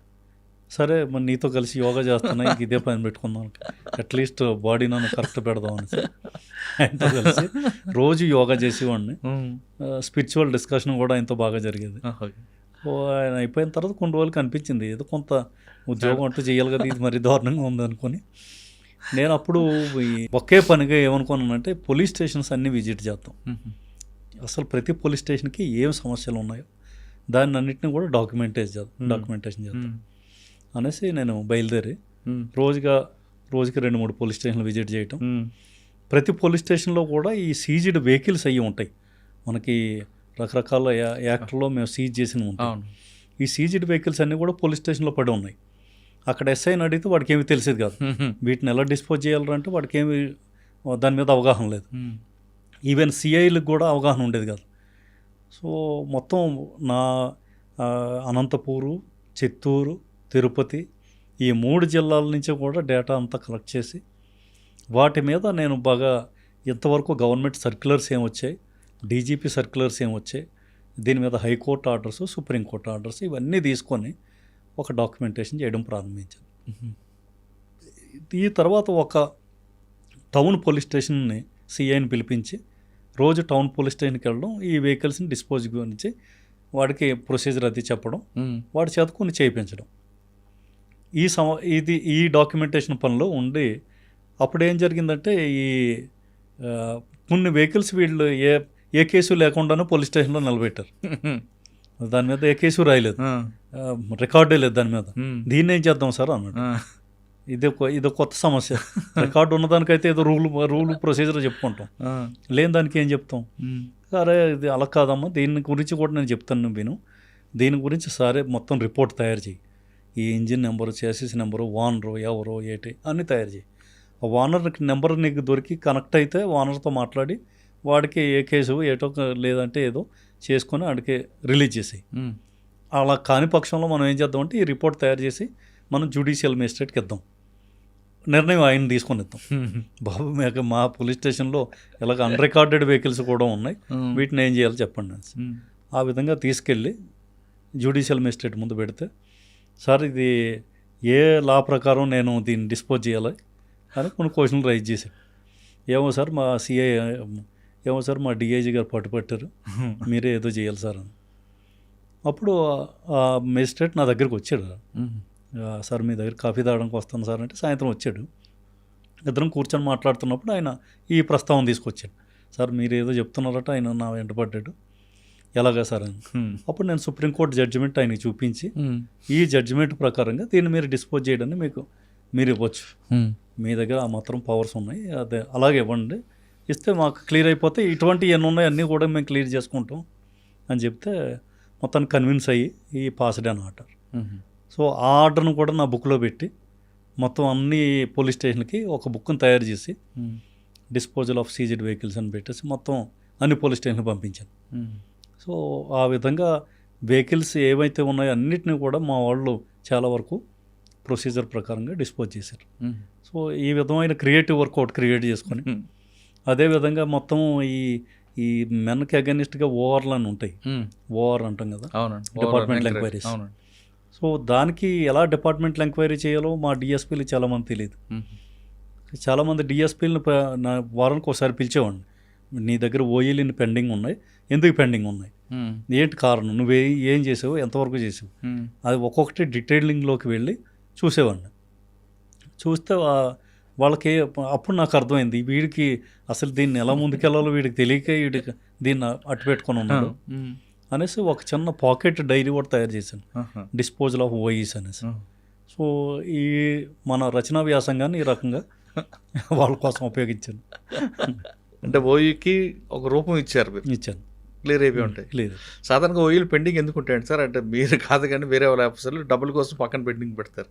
అది కూడా పాయింట్ అయ్యి ఉండొచ్చు కొంతమంది, వాళ్ళకి తెలియక కాదు, అక్కడ పేమెంట్ రాక. కాకపోతే వీళ్ళతో మాట్లాడిన తర్వాత వీళ్ళకి తెలియని వాళ్ళు చాలామంది ఉన్నారు. ఓఈ డిస్పోజల్ యాక్చువల్గా ఏమవుతుందంటే డిలింక్వెంట్ ఆఫీసర్ ఎవరైతే ఉంటారో, ఎవరి మీద అయితే ఎంక్వైరీ జరుగుతుందో వాడికి నోటీసులు పంపిస్తారు వీళ్ళు. వాడు టర్నప్ అవ్వకపోతే ఏం చేయాలి వీడికి తెలియదు. అది బేసిక్ చిన్న ఇష్యూ. అలా చాలా ఇష్యూస్ ఉన్నాయి అందులో. సరే, అనంతపూర్ తర్వాత అనంతపూర్లో ఉండగానే మనకి ఈ తుని ట్రైన్ బర్నింగ్ కేసెస్ జరిగినాయి. అప్పుడు డీజీపీ గారు నాకు ఫోన్ చేసి, బాబు ఈ తుని బర్నింగ్ కేసులు జరిగాయి, ట్రైన్ బర్నింగ్ కేసు, వీటి సూపర్విజన్ నువ్వే చూడాలి అన్నారు. సార్ మరి ఇక్కడ దీనిలో ఉన్నాం కదా అంటే, లేదు పర్లేదు, నువ్వు సిఐడి ఏడీజీ గారికి వెళ్ళి రిపోర్ట్ చేయి, అది ఇది కలిపి 2 నడిపింది కానీ అన్నారు. ద్వారకా తిరుమల గారితో కలిసి అప్పుడు ద్వారకా తిరుమలరావు సార్ని కలిసి నేను దానికి కేసెస్ అది హ్యాండిల్ చేసాం. ఆ తర్వాత నాకు ప్రమోషన్, ఐజీగా ప్రమోషన్ అయ్యి సిఐడిలోనే పోస్టింగ్ అయిపోయింది అక్కడే. సో కంటిన్యూగా సార్ తిరుమలరావు సార్తోనే ఉన్నాం. సార్, రత్నాచర్ ఎక్స్ప్రెస్ ప్రమాదం, అది కాన్స్పిరసీ ఉందంటే, లేదంటే వాళ్ళన్న మాటకి వీళ్ళు అప్పటికప్పుడు ప్రొవోకేట్ అయిపోయి ట్రైన్ మీదకి వెళ్ళారా? నా ఇన్వెస్టిగేషన్ ప్రకారంగా అయితే అప్పటికప్పుడు ప్రొవొకేషన్ అండి, దేర్ ఇస్ నో కాన్స్పిరసీ లేదు. అప్పటికప్పుడు ఆ మాటలకి ఆవేశంగా ట్రైన్ కనబడుతుంది అంతే. కానీ అక్కడ అంత ఫైరింగ్ అవుతుంది, అంత డ్యామేజ్ అవుతుంది కూడా వీళ్ళు కూడా ఎక్స్పెక్ట్ చేస్తుంటారు? లేదు, ఆర్గనైజర్స్ లేదు, ఆర్గనైజర్స్ ఎక్స్పెక్ట్ చేయలేదు, పోలీసు డిపార్ట్మెంట్ తరఫున కూడా మేము కూడా అంత ఎక్స్పెక్ట్ చేయలేదు. ఏదో ఎక్కడో తిరుపతి నుంచి వస్తుంది, కాల్ వచ్చింది, అంత లేదు, అంత డాష్. ఓకే. తర్వాత fire department. Sir, fire department అప్పటి వరకు ఎక్కడో ఉండేది, ఏదో మూలు ఉండేది, వాళ్ళందరికీ అందులో టాస్క్ ఫోర్స్ అని పెట్టడం ఆలోచన ఎందుకు వచ్చిందండి? సాధారణ పోలీసులు ఉంటారు టాస్క్ ఫోర్స్ కదా. అంటే బేసికల్లీ ఒకటి ఫైర్ డిపార్ట్మెంట్ జనరల్గా మంటలు వచ్చే వరకు పడుకొని ఉండేవారు. ఎక్కడైనా ఫైర్ అయింది, మంటలో కాలుతున్నాయి అంటేనే వీళ్ళు పరిగెట్టు. మనకి పాత పద్ధతిలో గంటల బండి వచ్చింది, ఈ గంటల బండి వచ్చి అక్కడ ప్రాబ్లమ్ సాల్వ్ చేసేది, ఆ పద్ధతిలో ఉండేది. బట్ ఫస్ట్ టైం నాకు అనిపించింది ఏంటంటే, ఈ ఫైర్ అవ్వకుండా మనం ప్రివెంటివ్గా మనం ఏం చేయగలం, అందుకు ఈ పబ్లిక్కి అవేర్నెస్ తీసుకురావాలి. ప్రతి ఫైర్ స్టేషన్ నుంచి కూడా వాళ్ళకి టార్గెట్స్ ఇచ్చి, మీరు విలేజెస్కి కానీ లేదా మీ ఏరియాలో ఉన్న టౌన్స్లో కానీ వెళ్ళి పబ్లిక్కి అవేర్నెస్ ఇవ్వండి. ఆయిల్ ఎవరైనా పిండి వంటలు చేసినప్పుడు దేనికి ఆయిల్ ఫైర్ అవ్వచ్చు, ఇమీడియట్గా వాళ్ళు ఏం చేయాలి. అంతేగాని ప్రతిదానికి ఫైర్ స్టేషన్కి ఫోన్ చేస్తే మీరు వెళ్ళేసరికి అక్కడ జరగాల్సింది జరుగుతుంది. సో ఇమీడియట్గా ఫస్ట్ ఎయిడ్ మనం ఏ విధంగా అయితే చేస్తామో అదే విధంగా ఇక్కడ ఫస్ట్ రెస్పాన్స్ ఏ విధంగా చేయాలి, పబ్లిక్కే చేయాలి అని వాళ్ళని అవేర్ చేయడం కోసం ఈ టాస్క్ ఫోర్స్ పెట్టాం ప్రతి చోటను. సో రెండోది ఏంటంటే ఈ టాస్క్ ఫోర్స్కి స్పెషల్గా ట్రైనింగ్ ఇచ్చేవాడిని. అంటే వీళ్ళకి పూణే పంపించాం. అదేవిధంగా కొన్ని Orissa fire station Orissa fire department చాలా అడ్వాన్స్డ్గా ఉంది. వాళ్ళ దగ్గరికి వాళ్ళ అకాడమీకి పంపించి వీళ్ళని చాలా 1 month ట్రైనింగ్ ఇప్పించాం. సో ఈ వీళ్ళ స్కిల్ డెవలప్మెంట్ కోసం మేము ట్రై చేసాం. రెండోది ఏంటంటే ఇప్పుడు సపోజ్ కెమికల్ ఫైర్స్, ఇండస్ట్రీలో ఫైర్స్ ఇటువంటివి అయితే మన దగ్గర ఒక టాస్క్ ఫోర్స్ అంటూ ఉండి ఒక స్పెషల్ డ్రెస్లో ఉంటే అదొక ఇమేజ్ మనకి క్రియేట్ అవుతుంది అనేసి అనుకొని ఈ టాస్క్ ఫోర్స్ పెట్టడం, వీళ్ళ రెస్పాన్స్ కూడా అంతే యాక్టివ్గా చేయటం, దానివల్ల మంచి రిజల్ట్స్ రావడం కూడా బాగా జరిగింది. అప్పుడు ప్రిన్సిపల్ సెక్రటరీ హోమ్గా అనురాధ మేడం గారు ఉండేవారు. మేడం చాలా సపోర్టివ్గా, చాలా మేము తీసుకున్న ఇనిషియేటివ్ ప్రతి ఒక్కటి కూడా మేడం అప్రిసియేటెడ్ వెరీ వెల్.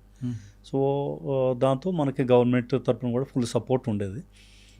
ఆ విధంగా మనకి ఈ టాస్క్ ఫోర్స్ బాగా ఉపయోగపడింది. ఈవెన్ మేము అమెరికా నుంచి ట్రైనర్స్ని కూడా తెప్పించాం. అప్పుడు 10 days మనకి వీళ్ళకి ట్రైనింగ్ ఇప్పించాం. So even not only fire, వీళ్ళకి డ్రౌనింగ్ కేసెస్లో కానీ లేదా ఈ సైక్లోన్స్, ఫ్లడ్స్ వీటిల్లో కానీ వీటన్నిటిలో కూడా మా వాళ్ళు ఎక్స్పర్ట్స్ ఉండాలి. అంటే ఒక రొటీన్గా జరిగే జర్నలిస్టులు కాకుండా ఒక ఎక్స్పర్ట్ టీం మన దగ్గర ఉంటే చాలా బెటర్గా ఉంటుంది అని చెప్పి ఒక యంగ్స్టర్స్ని అందరినీ సెలెక్ట్ చేసి తయారు చేసాం. అది టాస్క్ ఫోర్స్. ఎంతకాలం పని చేస్తారంటే డిజాస్టర్ మేనేజ్మెంట్లో? 2 years 8 months అండి. తర్వాత ఐజీపీటీఓగా వెళ్ళిపోయాను. ఇప్పుడు గవర్నమెంట్ మారింది. సో నేను డీజీపీ ఆఫీస్లో పీటీఓకి ఐజీగా తర్వాత ఇంక బ్యాక్ టు క్యాడర్. అక్కడ మీరు మధ్యలో మీ టైంలోనే తిత్లీ తుఫాన్ ఒకటి వచ్చింది. ఎస్, తిత్లీ తుఫాన్లో నేను అక్కడే ఉన్నారు. నేను డీజీ ఫైర్ సర్వీస్. దాన్ని ఎలాగండి ఆపరేషన్? యాక్చువల్గా మీకు తిత్లీ సైక్లోన్ గురించి ఒక మాట చెప్పాలండి. అది పలాస మన శ్రీకాకుళం ఏరియాలో జరిగింది. అప్పుడు మన ముఖ్యమంత్రి గారు చంద్రబాబు నాయుడు గారు నేను పలాస వెళ్తున్నాను రేపు కన్సర్న్డ్ ఆఫీసర్స్ అందరూ కూడా అక్కడ రావాలన్నారు. ఫైర్ సర్వీస్ డీజీ కూడా రావాలంటే నేను కూడా అప్పుడు వెళ్ళాను. ఎవరు సార్ అప్పుడు డీజీ? సాంబశివరావు గారా? DGP Sambasivarao sir. Fire service ఆయన కదా? కాదు, ఫైర్ సర్వీస్ నేను. మీరు డీజీపీ సాంబశివరావు? డీజీపీ సాంబశివరావు, నేను ఫైర్ సర్వీస్ డీజీ. అవును. సో అక్కడికి వెళ్ళాక చాలా ముఖ్యమంత్రి గారు చాలా విలేజ్లు అన్నీ తిరగడం, వారి వెంట మేము కూడా తిరిగాం. ఒక విలేజ్కి వెళ్ళిన తర్వాత అక్కడ మహిళలందరూ కూడా ముఖ్యమంత్రి గారి చుట్టూ గుమ్మగూడి, సార్ మాకు 3 రోజుల నుంచి వాటర్ అనేది లేదు ఇక్కడ, అసలు ఈ స్నానపానాలు విడిచిపెట్టండి, ఈవెన్ మొహం కడుక్కోవడానికి కూడా మాకు నీళ్ళు లేవు సార్, నీళ్ళు ఇప్పించండి అని. ఎందుకంటే పవర్ కంప్లీట్గా కట్ ఆఫ్ అయిపోయింది. ఈ మొత్తం పోల్స్ అన్నీ పడిపోయినాయి, పొలాలు పడిపోయినాయి, lot of problems are there. So ముఖ్యమంత్రి గారు అక్కడ ఉన్న ప్రిన్సిపల్ సెక్రటరీస్తో డిస్కషన్లో ఉన్నారు, ఎలాగ వీళ్ళ ప్రాబ్లం ఎలా సాల్వ్ అవుతుందని.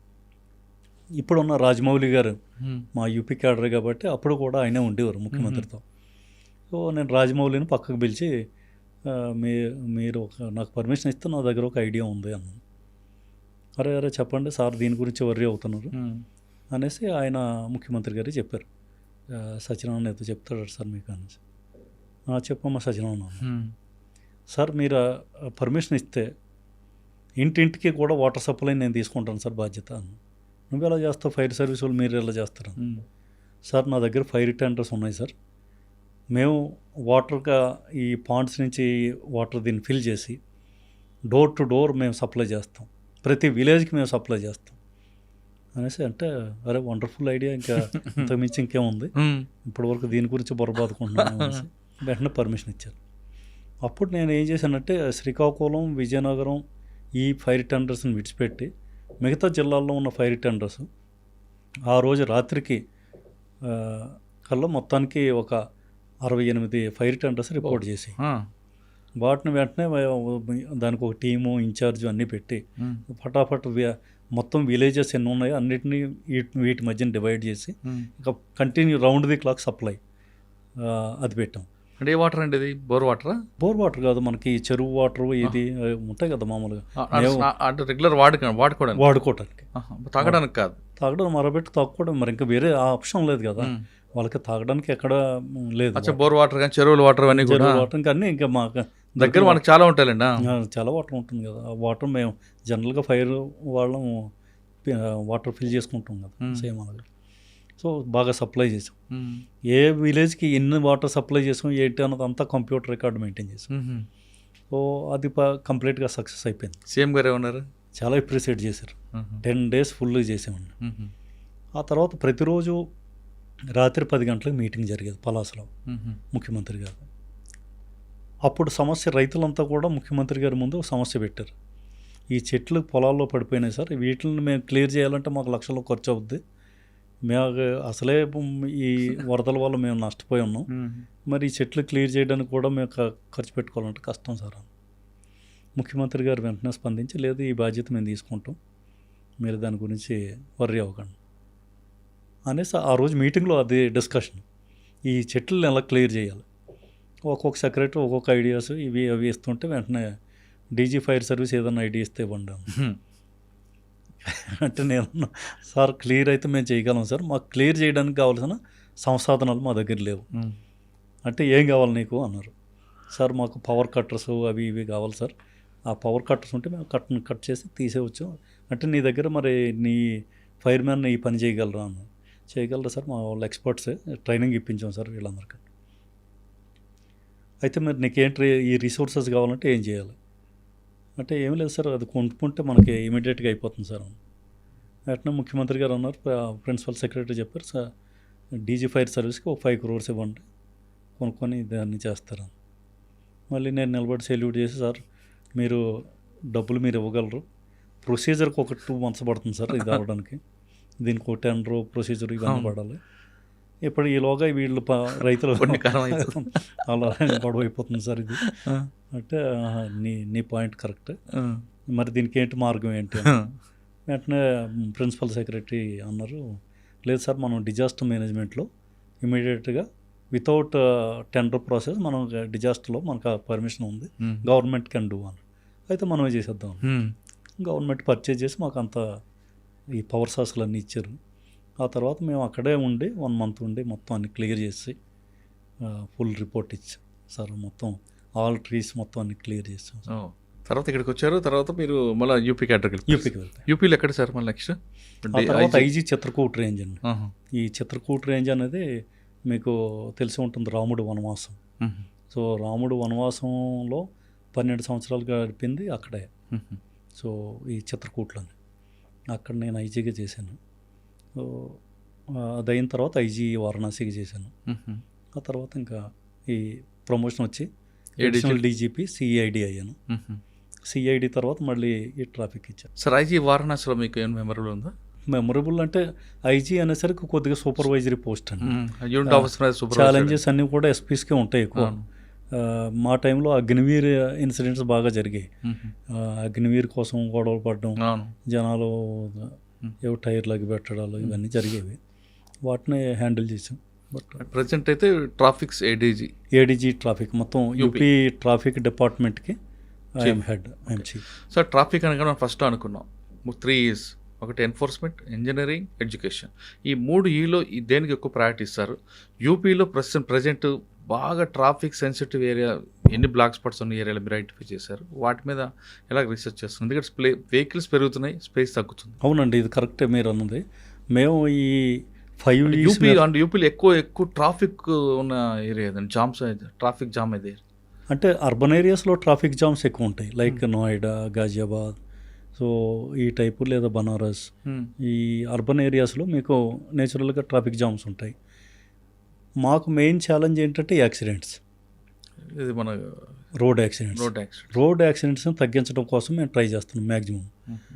అంటే ఈ రోడ్ యాక్సిడెంట్ డెత్ కేసుల్లో UP number 1 in the country.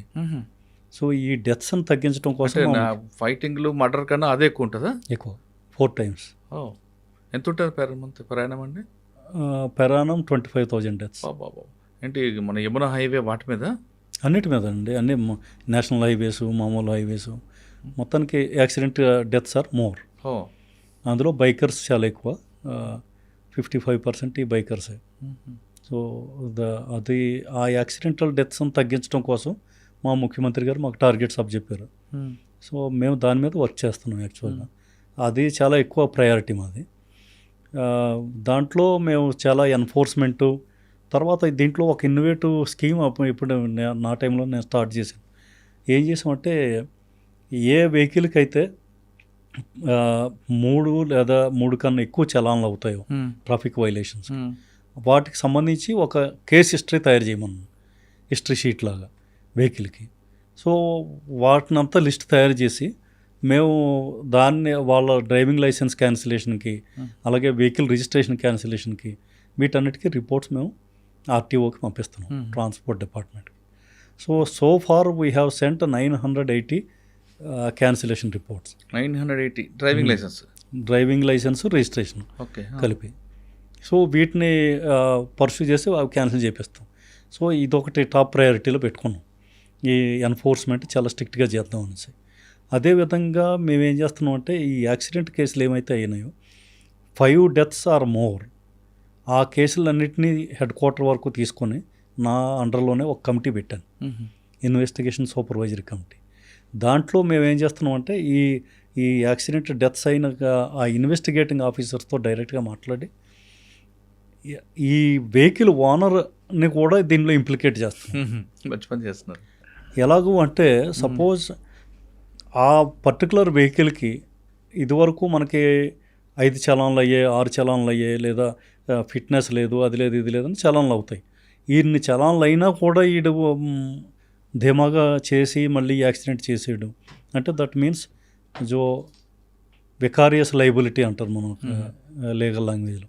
So ఆ విధంగా మనకి ఈ ఓనర్ కూడా ఇంప్లికేట్ అయ్యి ఇప్పుడు వాళ్ళ మీద కూడా కొద్దిగా థ్రెట్ వచ్చేటట్టు చేస్తున్నాం. సో ఈ కొడుకుకి బండి ఇచ్చాడు, తండ్రి మీద కూడా ఇన్వాల్వ్ అవుతుంది కేసు. అంతే, ఫ్రంట్కి ఇస్తే ఫ్రంట్ కూడా అందులో కేసులో ఇన్వాల్వ్ అవుతాడు. ఇప్పుడు సపోజ్ మైనర్ కొడుకు ఇచ్చాడు వెహికల్, వాడి దగ్గర డిఎల్ లైసెన్స్ కూడా లేదు, వాడు పోయి యాక్సిడెంట్ చేసాడు అంటే నేచురల్లీ ఎవరి పేరు వెహికల్ ఉందో ఈ విల్ బి ఇంప్లికేట్ అంటే Part 2 కింద వస్తుంది. సో ఈ విధంగా మనం ఆల్రెడీ స్టార్ట్ చేస్తాం, వర్క్ చాలా జరుగుతుంది. వీటి వల్ల కొద్దిగా కంట్రోల్ కనిపిస్తుంది. ఈ లాస్ట్ ఈ నా టెన్యూర్లో కొంత ఈ 6-7 months నుంచి ఈ 15-20% తగ్గాయి. ఇది కాకుండా కొన్ని జామ్స్ వస్తున్నాయి కానీ ట్రాఫిక్ జామ్స్. ఈ ట్రాఫిక్ అక్కడ వెహికల్స్ పెరుగుతున్నాయి, రోడ్ స్పేస్ తగ్గిపోతుంది. దీనికి మేము ఏం చేసామంటే మ్యాపిల్స్ యాప్ అని ఒకటి ఉందండి, మ్యాప్ మై ఇండియా అని ఒక గ్రూప్ ఢిల్లీ వాళ్ళతో మేము MOU టైఅప్ అయ్యాం. నా దగ్గర ఒక కంట్రోల్ రూమ్ ఉంటుంది. సో కంట్రోల్ రూమ్లో మేము ఈ మ్యాప్ మై ఇండియాని ప్రతి సిటీ వైజ్ మ్యాపింగ్ ఉంటుంది. ఆ మ్యాప్లో ఎక్కడ ట్రాఫిక్ జామ్ అయిందో లొకేట్ అయిపోద్ది ఆటోమేటిక్గా మా దాంట్లో, లైక్ గూగుల్లో అయినట్టు. వీళ్ళు వెంటనే మా కంట్రోల్ రూమ్ వాళ్ళు ఆ కన్సర్న్డ్ బీట్ వాళ్ళు ఎవరైతే ఉంటారో వాళ్ళకి ఫోన్ చేసి ఇక్కడ ఎందుకు ట్రాఫిక్ జామ్ అయింది ఏంటి ఇమీడియట్గా క్లియర్ చేయండి, రెస్పాన్స్ ఇమీడియట్గా ఇవ్వండి. ఈ టైపు వీఆర్ డూయింగ్ ఇట్. కొంత స్ట్రక్చరల్ కూడా PWD వాళ్ళతో మాట్లాడి, NHA వాళ్ళతో మాట్లాడి స్ట్రక్చరల్ ఇష్యూస్ని కూడా మేము అడ్రస్ చేస్తాం. సార్ యూపీలో పబ్లిక్ ట్రాఫిక్ సెన్స్ ఉందంటారా? సెన్స్ ఉందా అంటే కొంతవరకు, yes, not to the full extent. అంటే వాళ్ళకి కొంచెం ఎడ్యుకేట్ చేస్తే మారే అవకాశం ఉందంటారా? డెఫినెట్గా అండి. అంటే మొదట అన్నిటికీ మనం తప్పు చేస్తున్నాం అనే విషయం వాళ్ళకి తెలిసింది అనుకోండి, ఆటోమేటిక్గా వాళ్ళు చేంజ్ వస్తుంది కదా. చేంజ్ వస్తుందండి. నేను బిలీవ్ చేసేది ఏంటంటే enforcement. If they strict enforcement ఉంటే ఇంకా అంతకుమించింది ఇంకేముండదు. నేను ఫర్ ఎగ్జాంపుల్ నేను లాస్ట్ ఇయర్ శ్రీలంక వెళ్ళాను. So I was there for a week. ఎక్కడ రోడ్డు మీద పోలీస్ కానిస్టేబుల్ లేడండి. నాకు అనిపించింది ఇది వెహికల్స్ అన్ని లైన్లో వెళ్తున్నాయి, ఎవడో ఓవర్టేక్ చేయట్లేదు, ఏంటి కదా అని అక్కడ మాతో పాటు ఉన్న అతను అడిగితే ఆయన ఏమన్నాడంటే, సార్ ఇక్కడ ఓవర్టేక్ చేస్తే 25,000 30,000 జుర్మానా అవుతుంది, ఆడు మొత్తం నెల జీతం మొత్తం దీనిలోనే పోతుంది సార్ అని. అమ్మాయి ఇదేదో బాగుంది, ఈ స్కీమ్ బాగుంది అనుకున్నా. వాడు మొత్తం ఎక్స్ప్లెయిన్ చేసాడు. అక్కడ మనకి మధ్యలో వైట్ లైన్ ఉంటుంది చూసారా, కంటిన్యూ వైట్ లైన్ ఉంటుంది, యూ కెనాట్ అవును, గట్టి ఉంటే మనం ఓవర్టేక్ చేయొచ్చు. ఇవన్నీ మొత్తం అంతా చెప్పాడు. ఇది ఎంత స్ట్రిక్ట్గా ఇంప్లిమెంట్ చేస్తారా అనేసి. అంటే ఎంతకన్నా ఎక్కువ స్ట్రిక్ట్గా చేస్తాం సార్. ఇంకా వాడు ఒకసారి కాదు రెండోసారి కనుక అయితే వెహికల్ కంప్లీట్గా సీజ్ అయిపోద్ది. ఇక వాడు మరి లైఫ్లో వెహికల్ విడిపించలేడు. వెహికల్ పోయా అది మంచి పద్ధతి. అంటే అంత థ్రెట్ అంటే మీరు ఇది అన్నీ ఎలా కనుక్కుంటున్నారు, కానిస్టేబుల్స్ ఎవరు లేరు కదా. అదే మన ఇండియాలో అయితే ఓ 10 మంది గుమ్ము కొడితే తప్ప అని పట్టుకోలేము.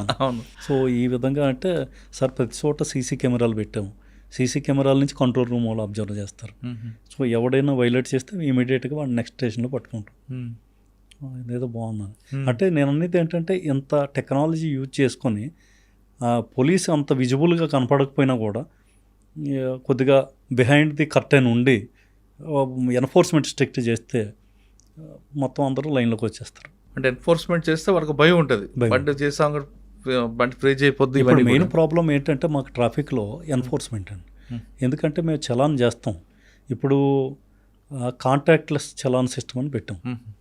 ఎవరు మిమ్మల్ని పట్టుకోవడానికి లేదు, మీ వెహికల్ని ఆపడానికి లేదు. ఓన్లీ మేము కెమెరామెన్లుగా తయారైపోయారు మా ట్రాఫిక్ వాళ్ళు. ఓ ఫోటో తీస్తున్నారు, ఆ ఫోటో తీసి మా కన్సర్న్ కోర్టు పంపిస్తున్నారు.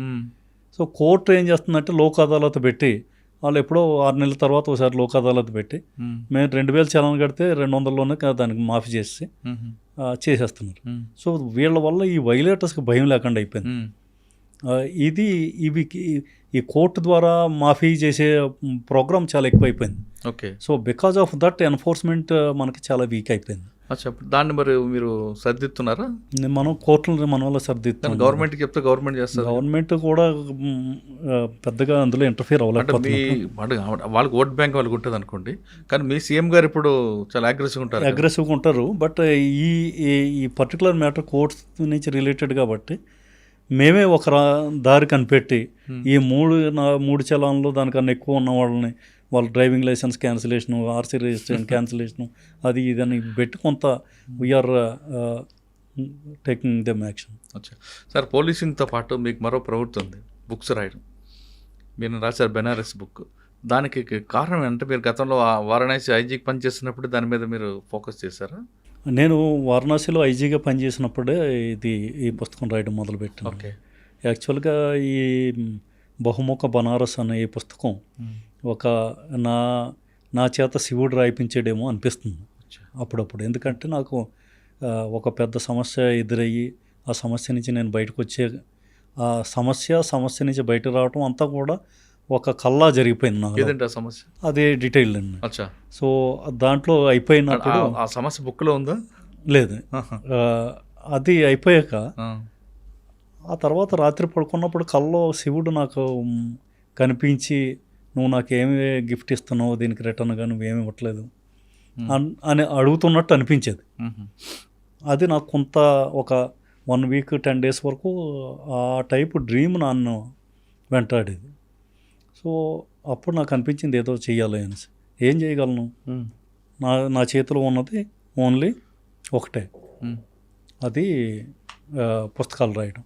సో ఈ విధంగా నేను పుస్తకం రాయొచ్చు అని చెప్పి కొంత ముందు ప్రయత్నం చేసి ముందు దేవాలయాల మీద రాశాను. ఆ తర్వాత కాశీలో ఉన్న తెలుగువారి మీద రాశాను, అలాగే కాశీలో ఉన్న తమిళ మీద రాశాను. అవి ఏమీ అంత సాటిస్ఫాక్షన్ ఇవ్వలేదు.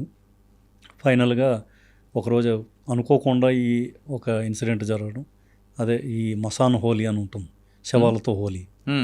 కాశీలో శవాలతో హోలీ ఆడతారు, మణికర్ణికా ఘాట్ దగ్గర. అక్కడ గుల్షన్ కుమార్ అని ఆ కమిటీకి అధ్యక్షుడు ఆయన.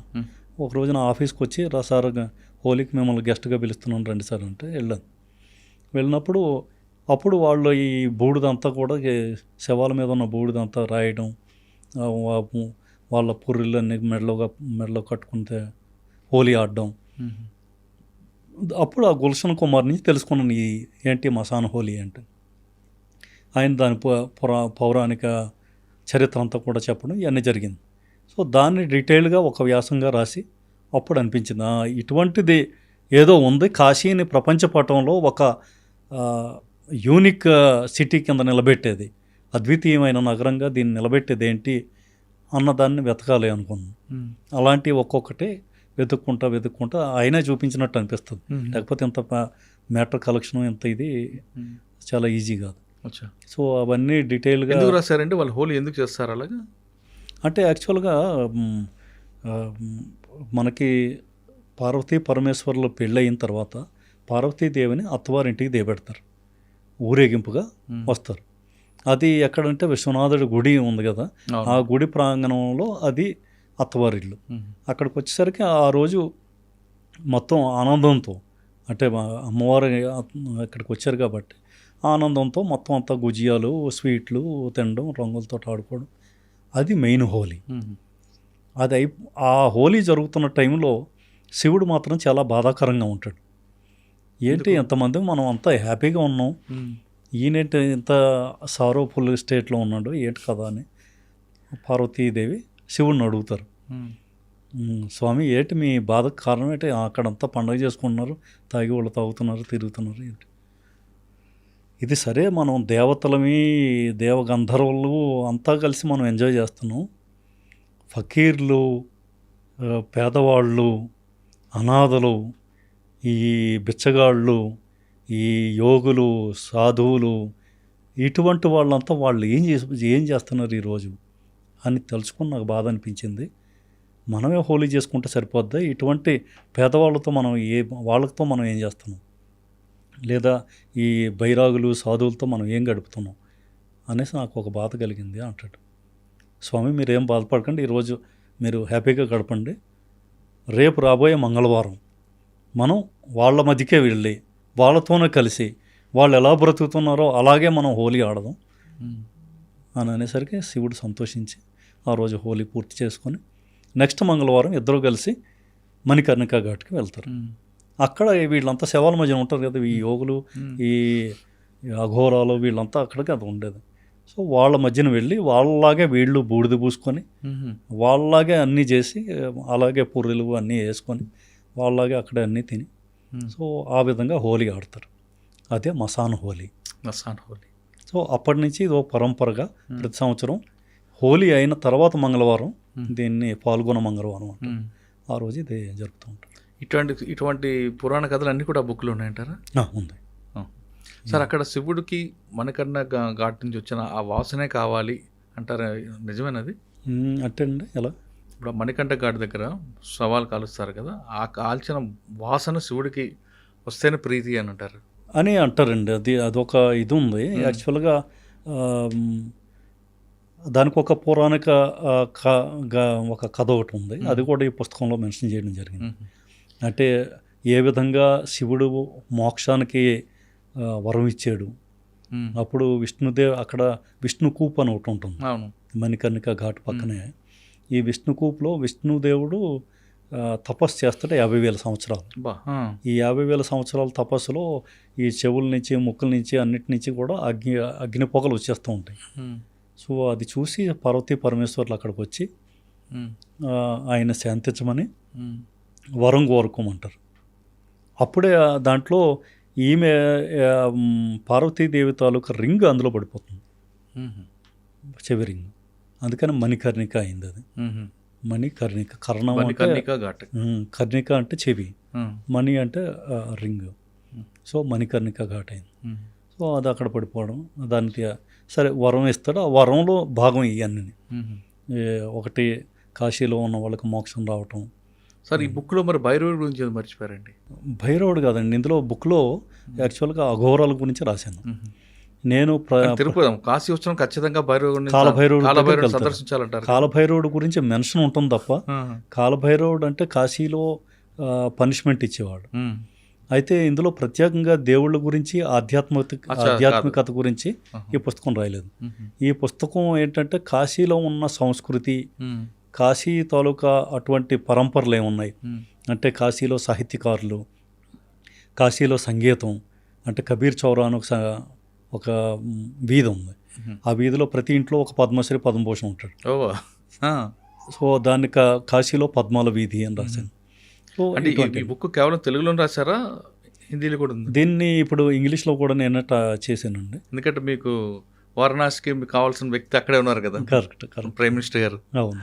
దీన్ని ఇంగ్లీష్లో కూడా రాశాను, అచ్చా. తర్వాత హిందీలో కూడా నేనే ట్రాన్స్లేట్. ఇది రెండు వెంకయ్యనాయుడు గారు లాంచ్ చేశారు. అవును. ఆయనతో చేయించడానికి ఒక ప్రత్యేక ఉద్దేశం ఉంటుందా మీకు? పర్టికులర్గా ఉద్దేశం లేదు. బేసికల్గా ఆయన తెలుగు సంస్కృతికి ఒక ప్రత్యేకగా నేను అనుకుంటాను. అంటే తెలుగు భాష అన్నా, తెలుగు ప్రజలన్నా, తెలుగు సంస్కృతి అన్నా ఆయనకి చాలా అభిమానం. అటువంటి దానికి ఆయన ఎప్పుడూ కూడా జెండా పైకెత్తి ఎప్పుడూ కూడా దాని గురించి పొగిడిన వ్యక్తి. సో అటువంటి వ్యక్తి చేతుల మీదుగా ఈ బుక్ ఇనాగరేషన్ అనే నాకు ఒక అవకాశం దొరికినందుకు వెంటనే నేను ఓకే చేశాను. చాలా సార్, మరొకసారి మనం ప్రొఫెషన్లోకి వద్దామండి. ఇప్పుడు మీరు ఏడీజీ, నెక్స్ట్ డీజీ, ఇంకా యూపీలో మీరు ఫస్ట్ నుంచి ఏఎస్పీని చూశారు కాబట్టి అక్కడ ఏదో ఒకటి చేస్తే బాగుంటుంది మన మార్క్ అంటే ఇప్పుడు చాలా ఇన్నోవేషన్ చేశారు. ఇంకా ఏం చేయాలని మీకు గోల్ ఉంది అక్కడ? అంటే ఏమీ లేదంటే అంటే పర్టికులర్గా ఇదే అని మనం చెప్పలేము. ఎందుకంటే మాది గవర్నమెంట్ మమ్మల్ని ఎక్కడ పోస్ట్ చేస్తే అక్కడికి వెళ్ళాలి, ఆ సీటుకి న్యాయం చేయాలి. అదొక్కటే మనం చేయగలిగింది. మనం ముఖ్యమంత్రిని కాదు కదా యూపీని మొత్తాన్ని ఇలా మార్చగలం. యూపీని మార్చాలని ముఖ్యమంత్రి కాకపోయినా మీరు బ్యూరోక్రాట్, మీరు ఒక లైన్ ఇచ్చారంటే ఆ లైన్లో ఆటోమేటిక్గా అంటే సపోజ్ మనకి ఇప్పుడు ట్రాఫిక్ డిపార్ట్మెంట్లో పెట్టారు, రేపు ఇక్కడ నుండి తీసి వేరే డిపార్ట్మెంట్ పంపిస్తే ట్రాఫిక్ని మర్చిపోవాల్సింది. ఇంకా దీంట్లో మన ఐడియాస్ ఇంకా నడవు. కొత్త డిపార్ట్మెంట్ మళ్ళీ దానికి సంబంధించిన ఆ విషయాలన్నీ చూసుకోవాలి. సో ఈ విధంగా మనకంటూ స్పెసిఫిక్ ఫిక్స్డ్ గోల్స్ అని పెట్టుకోలేము ఈ ఉద్యోగంలో. సార్, మీరు ములాయం సింగ్ యాదవ్ గారి దగ్గర నుంచి సీఎంలు చూస్తున్నారు, మాయావతి దీది గారు, అదేవిధంగా ఇప్పుడు యోగి. అందరిలో ఎవరిదండి ఎక్కువ యాగ్రెసివ్గా కనిపిస్తుంది? అంటే అందరూ ప్రజల కోసమే పోరాటం చేస్తుంటారు, కొన్ని యాగ్రెసివ్గా వెళ్ళేది ఎవరు? అంటే మనం ఒక్కొక్కరిది ఒక్కొక్క స్టైల్ అండి. ఓకే. ప్రతి ముఖ్యమంత్రికి ఒక ల్యాండ్ మార్క్ ఉంది. సో ములాయం సింగ్ యాదవ్ గారితో ఒక టైప్ ల్యాండ్ మార్క్. ఆయన ప్రజలతో కలిసి ఉండడం, ప్రజల సమస్యలను వినడం, ప్రజలతో డైరెక్ట్గా మాట్లాడడం, అది ఆయన ల్యాండ్ మార్క్. ఆయనకి ఉండాల్సిన డ్రాబ్యాక్స్ వేరే, లా అండ్ ఆర్డర్ ఇష్యూస్ అవన్నీ. మాయావతిది అడ్మినిస్ట్రేషన్, స్ట్రిక్ట్ అడ్మినిస్ట్రేటర్. ఇంకా అందులో కాంప్రమైజ్ అనేది లేదు, నో కాంప్రమైజ్. ఆమె క్యాబినెట్ మినిస్టర్ అయినా కూడా తప్పు చేసేటంటే ఇంకా అవుటే, జైలుకి వెళ్ళాల్సింది. సో అంటే మా టైంలోనే నేను గోరఖ్పూర్లో ఎస్ఎస్పీగా చేసినప్పుడే ఆమె క్యాబినెట్ మినిస్టర్ని జైలు పంపించాం. సో అంత స్ట్రిక్ట్ అడ్మినిస్ట్రేటర్. సో ఆమె Akhilesh Yadav basically progressive mind. అంటే ఈయన కొత్త ఇండస్ట్రీలు పెట్టడం, ఈ మెట్రోలు, ఫ్లైఓవర్లు, ఈ టైప్ థింకింగ్, అంత పెద్ద బిల్డింగ్స్ కట్టడాలు, ఇవన్నీ అంతే ఈ వెస్ట్రన్ చదువుకొని వచ్చాడు కాబట్టి ఆ ఇంపాక్ట్ ఆయన మీద ఉంటుంది. మా యోగి గారిది ఏంటంటే లా అండ్ ఆర్డర్లో నో కాంప్రమైజ్. బుల్డోజర్ అంటే అంత strict administrator plus law and ఆర్డర్లో ఇంకా తిరగలేదు. పంక్చువాలిటీలో ఇంత మించిన మనిషి లేడండి. టైం మీకు 6 గంటల టైం ఇస్తే 6 గంటలు మిమ్మల్ని కలుస్తారు. అంటే పొలిటీషియన్ 6 అంటే 6కి వస్తారా? వేరే సంగతి. మీకు టైం ఇస్తే ఇప్పుడు సపోజ్ నేను ఇక్కడి నుంచి ఆంధ్ర నుంచి వెళ్ళాను, ఆంధ్ర నుంచి వెళ్ళిన తర్వాత నేను ముఖ్యమంత్రి గారిని కాలం చేయాలనుకున్నాను. నేను టైం అడిగాను ముఖ్యమంత్రి. అక్కడ ఆయన దగ్గర ఇంకొక విషయం ఉంది, ముఖ్యమంత్రి దగ్గర టైం అడగడానికి మనం మంత్రులను ఇంకొకరినో పట్టుకొని వెళ్ళనక్కర్లే. ఆయన ఒక ల్యాండ్ లైన్ నెంబర్ ఇచ్చారు అందరికీ. ఆ ల్యాండ్ లైన్ నెంబర్కి మేము ఫోన్ చేసాం. ఫోన్ చేసి సార్ ఇలాగ మేము కలాలనుకుంటున్నాం అంటే ఓకే మన పేరు అన్నీ నోట్ చేసుకుంటారు. అతను ముఖ్యమంత్రి గారు ముందు పెడితే ముఖ్యమంత్రి గారు మనకు సాయంత్రం 6 గంటలు టైం ఇచ్చారు. మళ్ళీ ఆ తర్వాత రెండోసారి అక్కడి నుంచి ఫోన్ వచ్చింది. 6 అంటే 6, మీరు అటు ఇటు అనుకోకండి, మీరు ముందే వచ్చేసేయండి 6 గంటల ముందు. సో బాబు ముఖ్యమంత్రి గారు టైం ఇస్తే ఉదయాన్నే వచ్చి కూర్చుండిపోతాం, మాకేం పోయింది అనుకుని వెళ్ళాం, కూర్చొని ఉన్నాం. సో ఎగ్జాక్ట్గా 6 అంటే ఎగ్జాక్ట్ 6 నాకు లోపల పిలిచారు. ఆ ముందునే ఎంతమంది విజిటర్స్ ఉన్నా ప్రతి ఒక్కరికి ఇచ్చిన టైం ప్రకారం వెళ్ళిపోవాల్సింది, బయటికి లోపలికి లేదు. సో పంక్చువాలిటీకి పెట్టిన పేరు ఆయన. పబ్లిక్ మీటింగ్ అవనివ్వండి, ఆఫీసర్స్ మీటింగ్ అవనివ్వండి, 11 గంటల మీటింగ్ అంటే 11 గంటలు స్టార్ట్ అవుద్ది, చెప్తారు మళ్ళీ ఎన్ని గంటలకు క్లోజ్ అవుతుంది. అది కూడా కాదు, రాత్రి పగలుగా ఎక్కువ టైం పడుతుంది, 3 గంటలు 4 గంటల మీటింగ్లో. అంత టైం విషయంలో చాలా పర్ఫెక్ట్. సరే, బుల్డోజర్ చూస్తున్నాం కదా, దానివల్ల లీగల్గా ప్రాబ్లమ్స్ రావా? అంటే సుప్రీంకోర్టులో నడుస్తుందంటే సుప్రీంకోర్టు కొంత జడ్జిమెంట్ అది ఇచ్చింది. సో భయం అయితే క్రియేట్ అయింది, బాగా క్రియేట్ అయింది. బుల్డోజర్ కనపడితే చాలాడు కదా. అంటే సమస్యకి సమాధానం ఒకటి, మరి దానికి కోర్టు అంటే ఆయన ఇంటెన్షన్లో కూడా ఏంటంటే సార్, క్రిమినల్ కంట్రోల్ అవ్వాలంటే ముందు వాడు ఫైనాన్షియల్గా బ్రేక్ చేయాలనేది ఆయన ఇంటెన్షన్. అంతే. ఆయన కొట్టడం, జైల్లో పెట్టడం అనేది వేరే విషయం అది. ఓకే సార్, మరి ఇంకోసారి ఫైనల్గా వచ్చారు మీ ప్రొఫెషన్ దాటి వస్తే, మీరు నర్సీపట్నంలో ఇప్పుడు కూడా కొంతమంది విద్యార్థులకు బుక్స్ పంపడం, వాళ్ళకి ఫ్రీగా హాస్టల్ ఇవ్వడం, అంటే మీరు సొంత ఊరికి ఏదో చేయాలని ఇంటెన్షన్? అవునండి. అంటే మనకి పుట్టిన ఊరిని ఎప్పుడూ మర్చిపోకూడదు అన్నది నాది. మీ బావగారు కూడా సహకరిస్తారట కదా బాగా? అంటే ఆయన టీచర్, యాక్చువల్గా ఆయన ద్వారా నేను ఇప్పిస్తూ ఉంటాను. బట్ బేసికల్లీ ఇందులో మా భార్య రోల్ చాలా ఎక్కువ. రామలక్ష్మి పేరు. మేడం ఏం చేస్తారు? House keeper. So she is house maker. ఆమె కూడా సపోర్టివ్గా ఇవన్నీ చేయడం, ఇవన్నీ ఆమె కూడా ఇంట్రెస్ట్. సో ఆమె ఇద్దరం కలిసే యాక్చువల్గా నర్సీపట్నం లైబ్రరీకి మేము చాలా, ఒకసారి ఏమో ₹1,00,000 బుక్స్ ఇచ్చాం, మొన్న ఫర్నిచర్ అది అల్మరాస్ అవన్నీ ఇచ్చాం. అలా కొంత ఏదో ఒకటి చేస్తూ ఉంటాం. అదేవిధంగా మనకి నర్సీపట్నంలో ఒక సమర్పణ స్టడీ సర్కిల్ అని పెట్టాను. అది ఫ్రీ కోచింగ్ ఇద్దాం మనకి పూర్ పీపుల్ వీళ్ళందరికీ అనేసి కొంతకాలం నడిపాం. తర్వాత కొంత ఫీజు కూడా వసూలు చేయాల్సి వచ్చింది.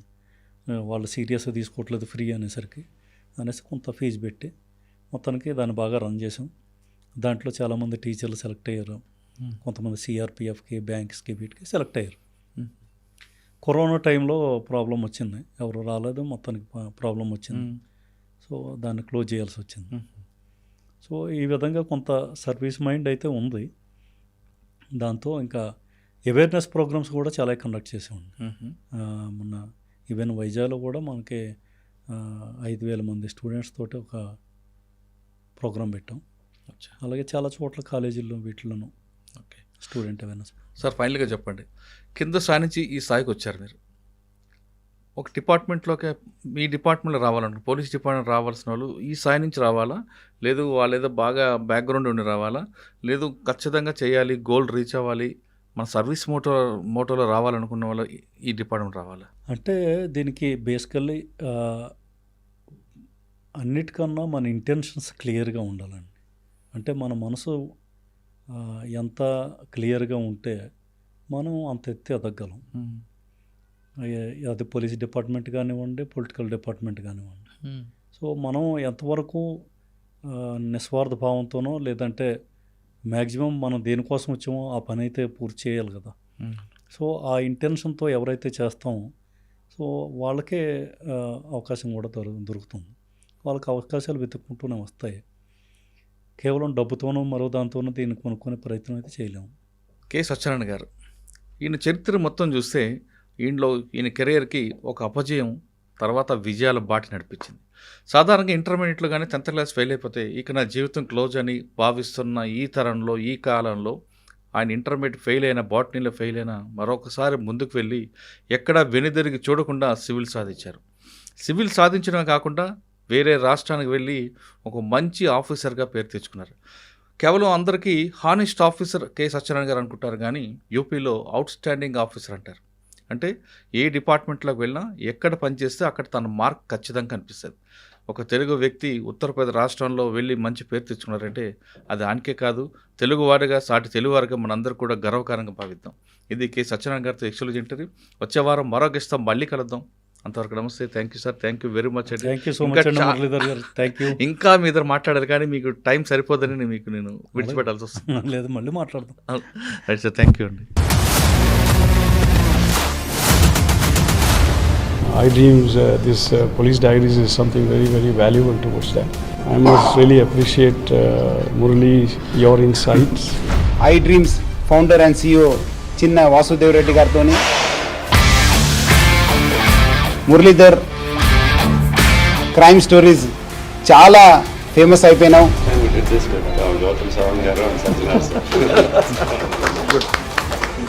Well done. Congratulate him for doing so well. And I congratulate him, his boss also. So well.